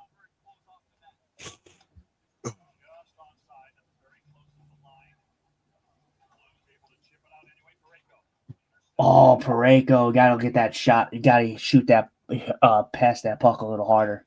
Yeah, I'm ahead of you now. That play was a while ago. Yeah, that should have been the Blues did a really good job right there. Tucker slowed that up. Tucker actually played really good defense there. Yeah, Hofer was able to easily get back into position with good support. Good play. There you go. Good off the boards chip out by Parayko. Yeah.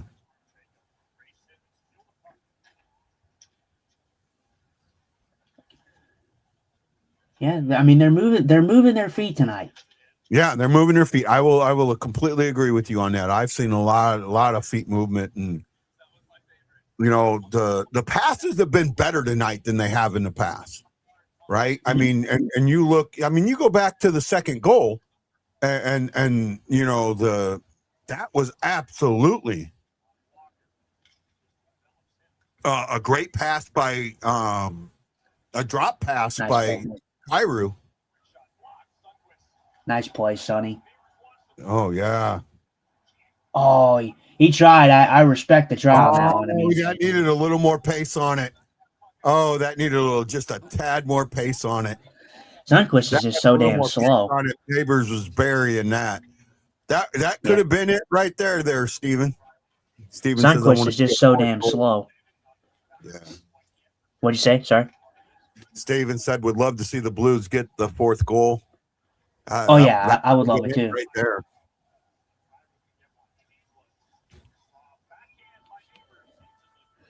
I mean, you look at it like this. I don't know where the Carolina Hurricanes sit right, and this game is not over yet.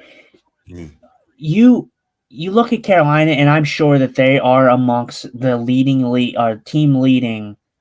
Probably not leading, maybe, but they're probably up there with team leading shots on goal per game. They're a team that shoot a lot, so I think the fact that the Blues are keeping them to 24 shots, obviously that's going to go up. The period's not over. But 24 shots for them is pretty low, I think, for Carolina Hurricane standards. Averaging 32.3 a game.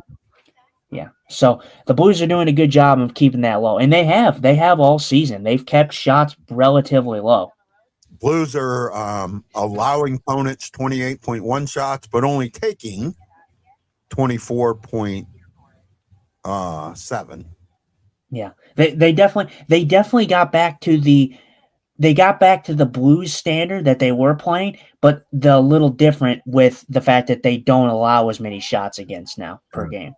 They used to be, it used to be well in the 35s probably. Yeah. For shots against. Now it's not. So we're seeing the same old Blues where they don't shoot a whole bunch, but they aren't giving the team a lot either. The other team a lot. So,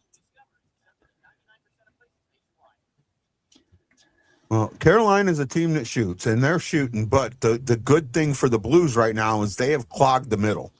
They're not giving Carolina the space. They're not giving them the. Man, I'm sorry. I'm just having a freaking. I'll give this to you. Carolina's shooting, but they only have 24 shots, which is lower than their average. They don't have 30 yet. They've kept them to the outside. I'd say out of the 24 shots that I've seen, I'd say maybe 5 shots is the most that they've actually had a good shot on. 5 is probably where I'll go. The rest of the shots were from the blue line, from the outside, nothing to it. So the scoring chances are pretty lopsided in this one. I mean, the Blues haven't had like a absolute crazy offensive night, but they've been the better offensive team and defensive team, I think. Sorry, man. I felt like a hot poker was going through my ears.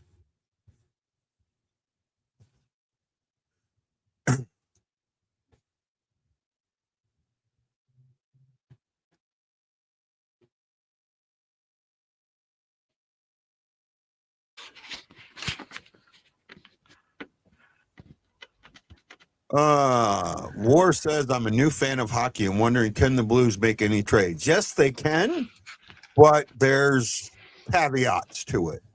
A lot of the guys that would want to trade or get what something extremely useful for would be guys that would have to raid no trade clauses. Then there are a couple of guys. I mean, I can see I think Falk's in the last year of a contract or close to it. Yeah, not this year, next year. Next year. Who else am I thinking? I'm pulling them up now. Berggren. Well, Berggren's is an RFA, so you're going to keep him. Another good play by Boosh.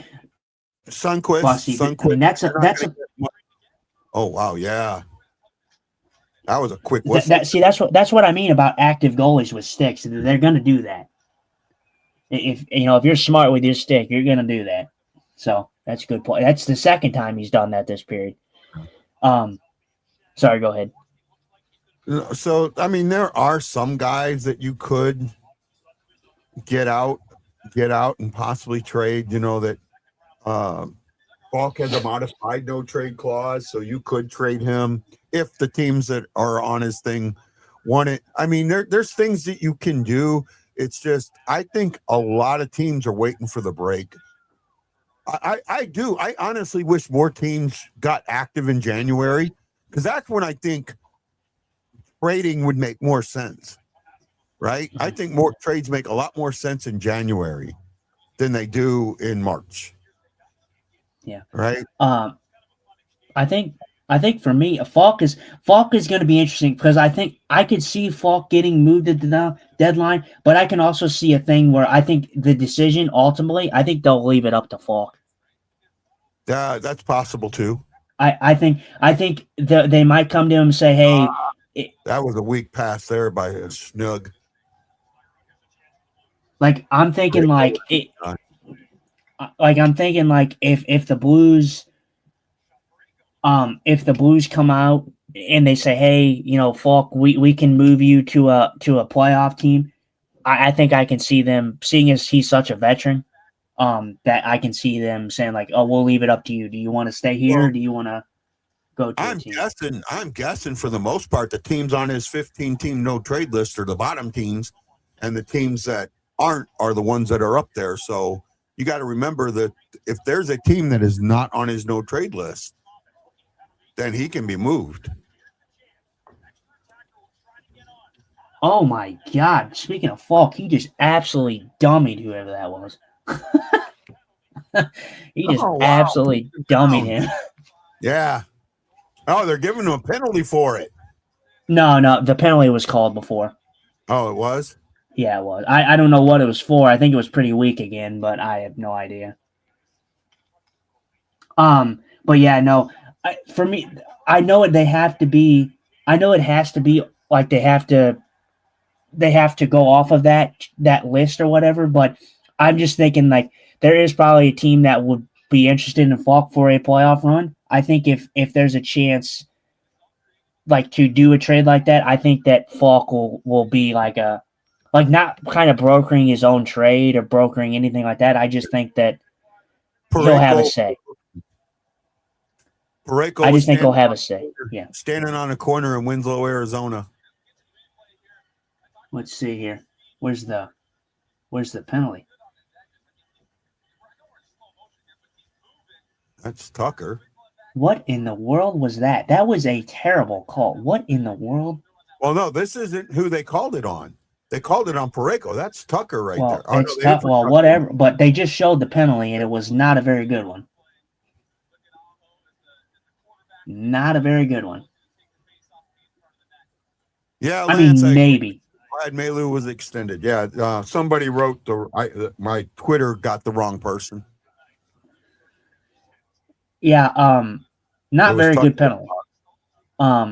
And I mean, not a very good penalty from the standpoint that it should not have been called, is what I mean. That's pretty weak. I mean, his hand, his blade was in the hands. Blade's in the hand is hooking.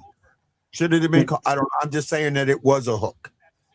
Yeah, like I said, it's 50-50. I just think that I guess in this instance, since the Canes are down 3-0, it was a call. But I think if I'm looking at it from a general consensus, if a game is like 2-1, am I calling that? No, I'm not calling that.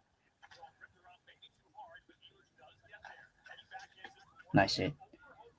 Minute and Yeah, Lance says 16. Hooking. He says it was hooking. That gets called all the time. Yeah, that's kind of what I said. If the blade of the stick gets up into the gloves, that's getting called. Plain and simple. A good clear. Yeah, I mean, like I said, it was like I said. I will take it. I mean, it is what it is. The penalty kill has been good, so I don't really mind it all that much. But I'm just saying from a stand, like if say I'm in. It's the regular season, so it doesn't have any weight to it. But say I'm in the playoffs, and that call then that's made in the playoffs, and a game tying decision kind of thing. I'm not calling that. I'm sorry. That's a little weak. It was a hook. You might be right there. It was a hook. But the way I kind of view penalties is, unless it's overly egregious, I'm in the camp of let them play, dude.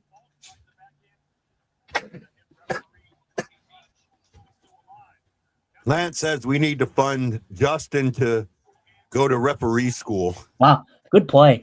Good. What's up? Lance says we need to fund Justin to go to referee school.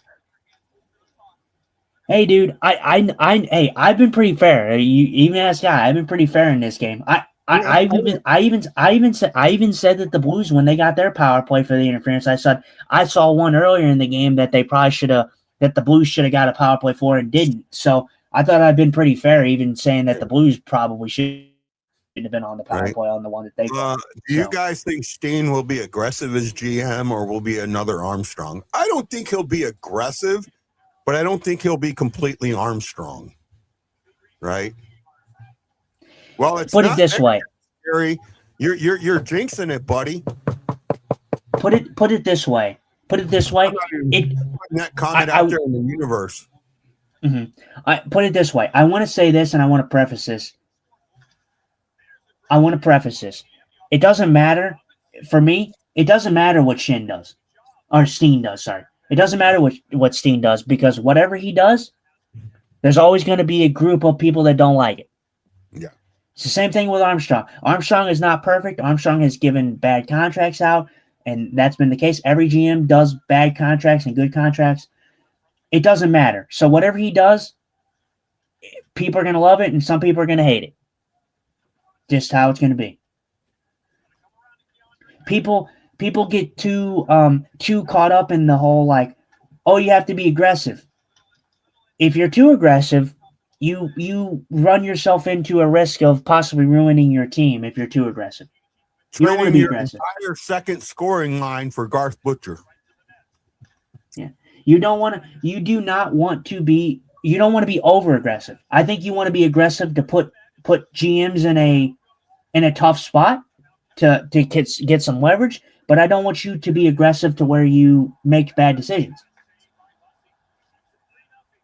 Okay, good. I was gonna say that now that right there, Blues get a chance right there. Doesn't capitalize, but that definitely was a penalty. That was a penalty. What we just saw. I don't know what he was doing. That was a pretty what was it called? Undisciplined play right there by Walker. Right. I don't know what he's doing, but Nylander, Willie Styles getting ready for his game in Salt Lake City. Armstrong will make final decision on the roster trades and draft picks. Steen will not have the final say. Armstrong said that a little after the Steen announcement. I think he said that up until he takes over. I think once he takes over, I don't know. I'm not 100% sure on that. I know you could be right. I'm just saying that. Do you think he has a hand in getting Broberg in Hollywood or Holloway? I do. I do think he does, and I think he had. I mean, if he's taking over for GM next year, he's got to really be like into. He's got to be in the contract negotiations now. So That's pretty fun. That's pretty funny. I didn't see that. the commercial. No, I saw. No, JR commented on Twitter. He goes, he added to St. Louis Blues. He's like, we need the clip of Kessel flipping the stick to Sundqvist, and then the Blues responded with, "We're working on it, Jeremy."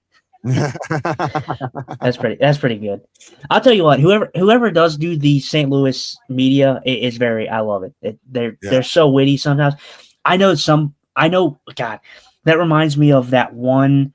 God, people got such in an uproar when we played the Predators and we beat the Predators, and then the Blues commented something like "No Preds in our community" or something like that as like a joke. Yeah. And God, man, the uproar and the absolute just cryingness that are the absolute just what was it? The hurt that I saw on Twitter and everything like that. I'm like, dude, Jesus Christ, can you just not take a joke anymore? Can you just not say jokes anymore? I just feel like I don't remember it, so I don't know. Oh, I never brought it up. I said that I added you on Twitter the one time that I said, oh yeah, I don't care what guy says, I'm gonna bring this up on the show. I never did. But there was a reporter. I mean, you want to talk about professionalism. The reporter, she's like saying all this, and then she's like, oh, well, you signed Logan May. This is coming from the franchise that signed Logan Mayu and Lucic and stuff like that. Pretty much saying that they're predators. Yeah. With no evidence. Yeah, well, you have your name and you need to take it. But see, predator can be looked at so many different ways, right? But it wasn't like I said, it wasn't it was kind of a slide on that. It wasn't Predators. It was the Blues posted something when they beat the Predators, and they said no Preds in our community, which you know what that means. And then some reporter, some woman who does, I think, reporting for I think it was the Nashville Predators or something. Yeah. She commented, and she's like, "Oh, well, this is coming from the franchise that signed Logan Mayu and Milan Lucic, and I think there was another name." And people were commenting, like, roasting the shit out of her, just saying, like, so what are you saying? Are you saying that they're predators? And yeah, it did not come off very well from a media standpoint, especially because she works in media. Jason McMillan says Steen may be better at seeing the upside in certain players. He might be. And thank you to Stephen Glass, Chris Shockey, Jason McMillan for putting that love in the air. Ooh. Nice play, or nice save there. 3-on-2. I don't know what that play was. That was an interesting play. Minute to go. Oh no, Blues are on a power play. Yeah, they're on a power play. Clock, yeah.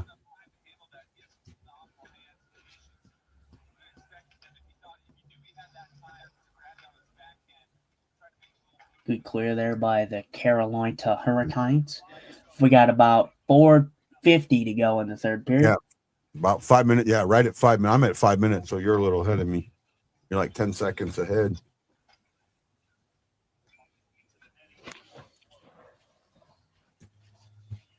Well, overall, this has been a good game. Unless there's some monumental collapse, the way the Blues have played this game, I don't see it, but you never know. This has been a good game. I'm not saying anything. I've learned that lesson. Yeah, I know. You jinxed us in Game 7. Yeah. I absolutely learned that lesson.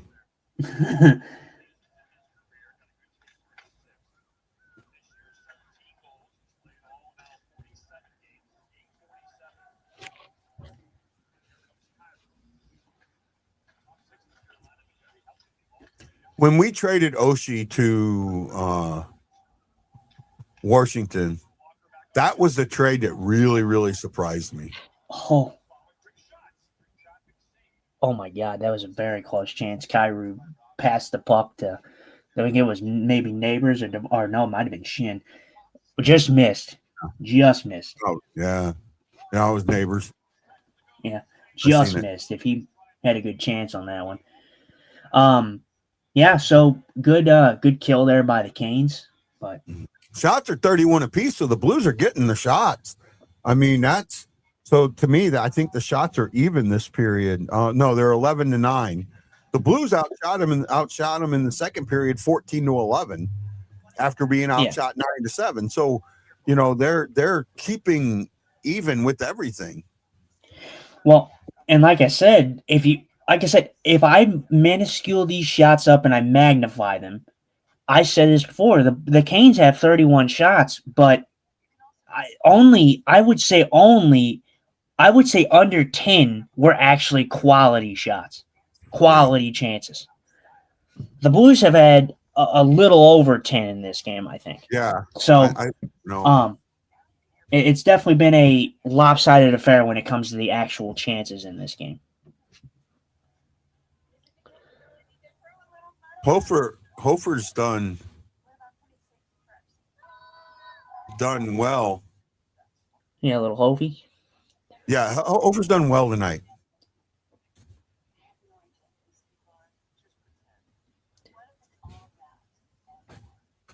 Oh, sorry, man. I feel like there's a hot poker going through my fucking head.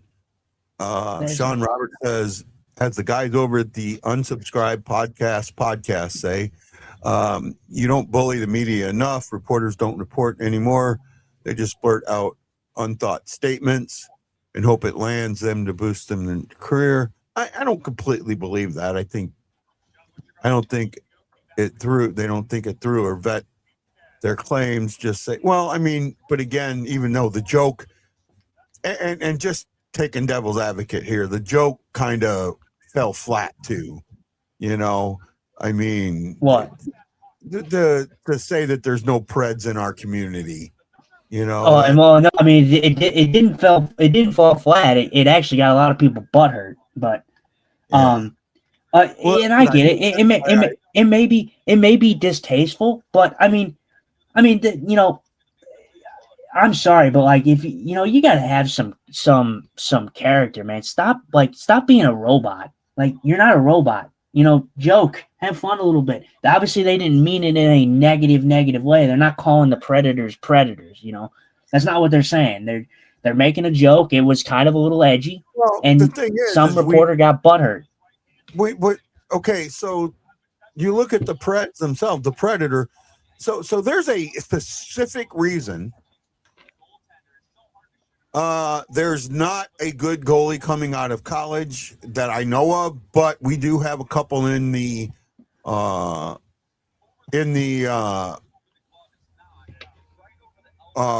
pipeline.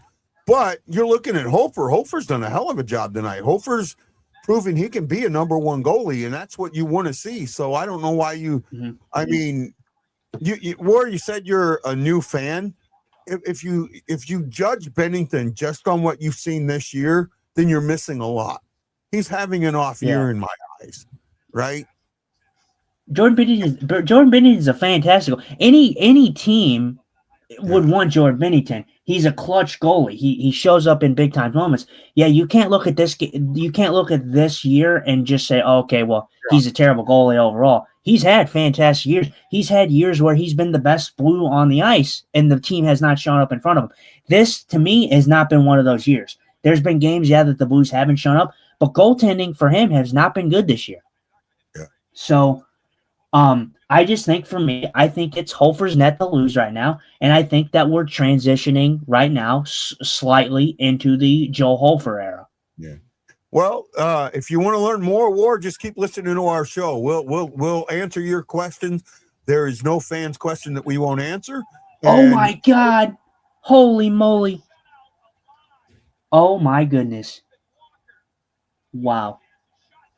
I don't know what you're talking about because you're a little ahead Well, of me. you'll see it in a minute. That's what worried me a little bit coming in this game. Wow. He's got to stay in his own freaking net.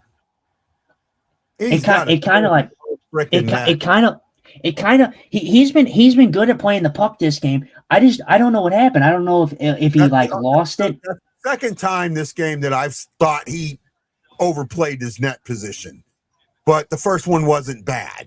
That one was bad. Yeah, that one was bad. But I don't know what happened. I don't know if it kicked off of his skate and then he thought that it was like completely away or what. I don't know what happened. But we completely missed the puck. Yeah, well, and I think when he missed the puck like that, I think he thought that the play was done.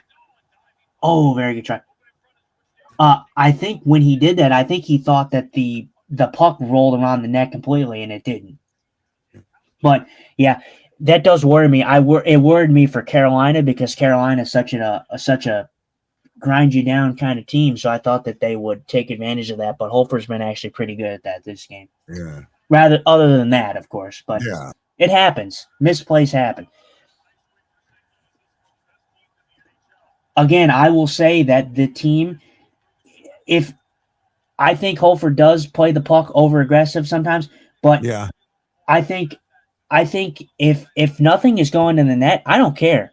So, it magnifies it. If it goes in the net, obviously, but there's times he does need to be better at. Yeah, from the way he looks at it, it looks like he thinks that he misses it, and I think he thinks it goes just completely around. Yeah. Oh yeah, what a play by Walker though. Walker gets back and lifts his stick. Yeah, Walker saves that. Yeah. Oh yeah. Oh yeah, he very does. good play. Oh, very good. It's Falk. Oh, okay. Well, Walker was right there, but Walker was there, but it's really Falk. Falk gets a stick on it just enough to push it forward.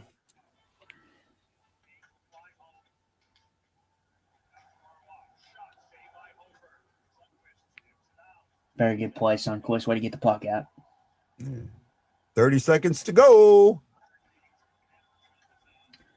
Best team in the NHL, right here, besides Colorado, of course. Let's go, baby. Well, I appreciate that more. Joe Hofer with a shutout. Another shutout on the year. I'm not there yet. Oh, whatever. It's over. You knew that. I got the notification on my phone, so I know you did. That's a winner. Bring out the Zamboni. Joel Hofer gets his fourth shutout of the season. And his sixth shutout of his career. Say again? I said his fourth shutout of the year and his sixth shutout all time. So his sixth. So. Right. Blues win 3-0. Hofer obviously going to be the number 1 star. My number 3 star, just looking at the board real quick, I'm going to have to go with maybe Snugard. I'm going to go Snuggerud, Kyrou, Hofer. I don't think I'm going to give it to Kyrou. I'm going to go Snuggerud, Bugstad. Snuggerud, Bugstad, and then Hofer. But we won't get to see the 3 stars, unfortunately, because I think I thought didn't Kyrou have 2 points in this game? I think Kyrou had 2 points. Oh, 1 point. Okay, yeah, maybe that does change it. Yeah, I think it's probably Bukestad, Snuggerud, and everybody got 1 point. Everybody got 1 point. Okay, yeah. So yeah, it'll probably be Bukestad, Hofer, and Kyrou, or not Kyrou, Snuggerud, sorry. Yeah, everybody got 1 point. Nobody got 2. No, Braden Shin. Braden Shin is your first star. Really? Yeah, Braden Shin. Braden Shin, Bukestad, and then Holfer's going to be your number 1. So they are showing the stars. Okay. Shen's third star. That's a third surprise. star. With just an assist. I was surprised. I thought that they would have gave it to Snuggerud, at least one of them. Third star, or Good. Tyru. I thought, but with the game-winning shorthanded goal. Hofer spectacular tonight. He had the 32 save shutout. He was great when he needed to be. But again, I'm going to preface this. This was probably the easiest shutout that he's had all year. Yeah. This is one that he had 32 shots, but he did not have to move very much tonight. Yeah.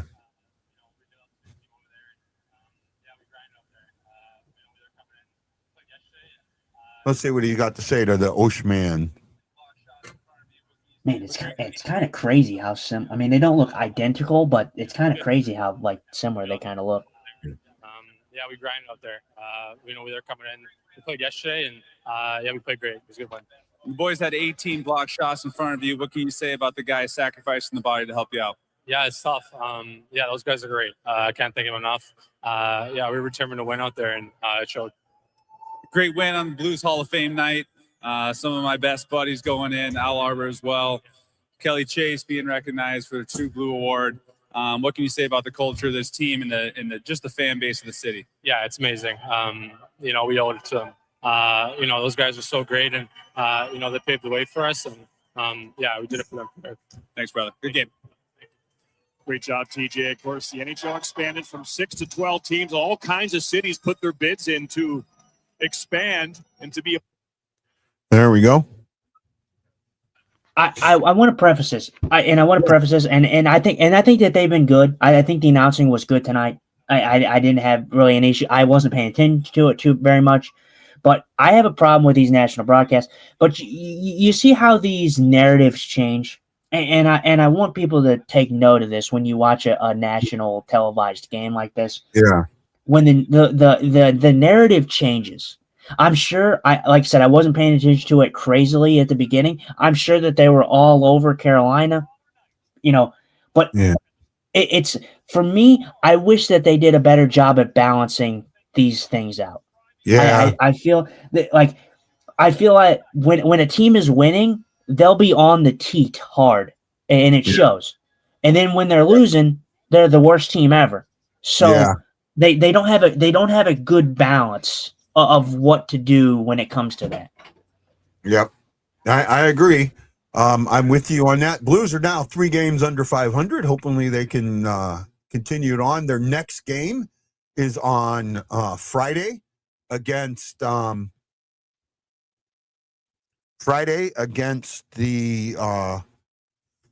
Tampa Bay Lightning. That is probably going to be a really, really tough game.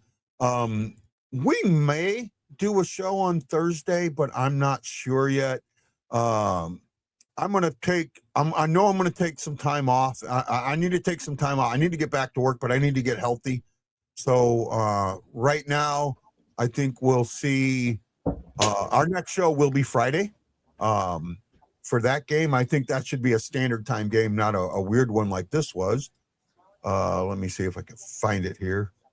Yeah, so 7 o'clock St. Louis time, 6:30 our show starts. Not at 5:30 like it was tonight. I apologize.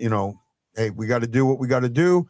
I love you guys, and I thank you. Unfortunately, we're going to do a short pregame tonight because like I said, I'm not feeling good. I mean, not much to go over. Blues played a good game. There's not really nothing I can nitpick from this game where I'm like, that was terrible. That could have been better. It was a good game. Yep. Not much to it. Hofer gets his 4th shutout. He's been absolutely outstanding since December. He was good before that, a little bit before that, but December 27th to this point, I think he's been one of the best goaltenders in the league. So, very good game. I will try and get some of those reels out tonight or tomorrow and spread them out a little bit, but we'll try and get them out, try and schedule them as best I can. But you know what, guys? Thank you so much. I'm sorry I'm going to end this one. I like I said, I struggled through it, but I got there. So I appreciate y'all. Go ahead, bud. Yeah. Do you have something to say? Are you doing the outro? Yep. Okay. Just about. Where are to the ask. girls, man? Yeah. Where are the girls, What are man? you wearing? A Canadian tuxedo. And I'm a hockey player. Let's go Blues. Let's go Blues. Let's go Blues. And you know what? Somebody's late for dinner. Oh, he's frozen. Where is he? Where is he? Come back. Come back. Hit the road, Jack. Don't you come. Who's late for dinner?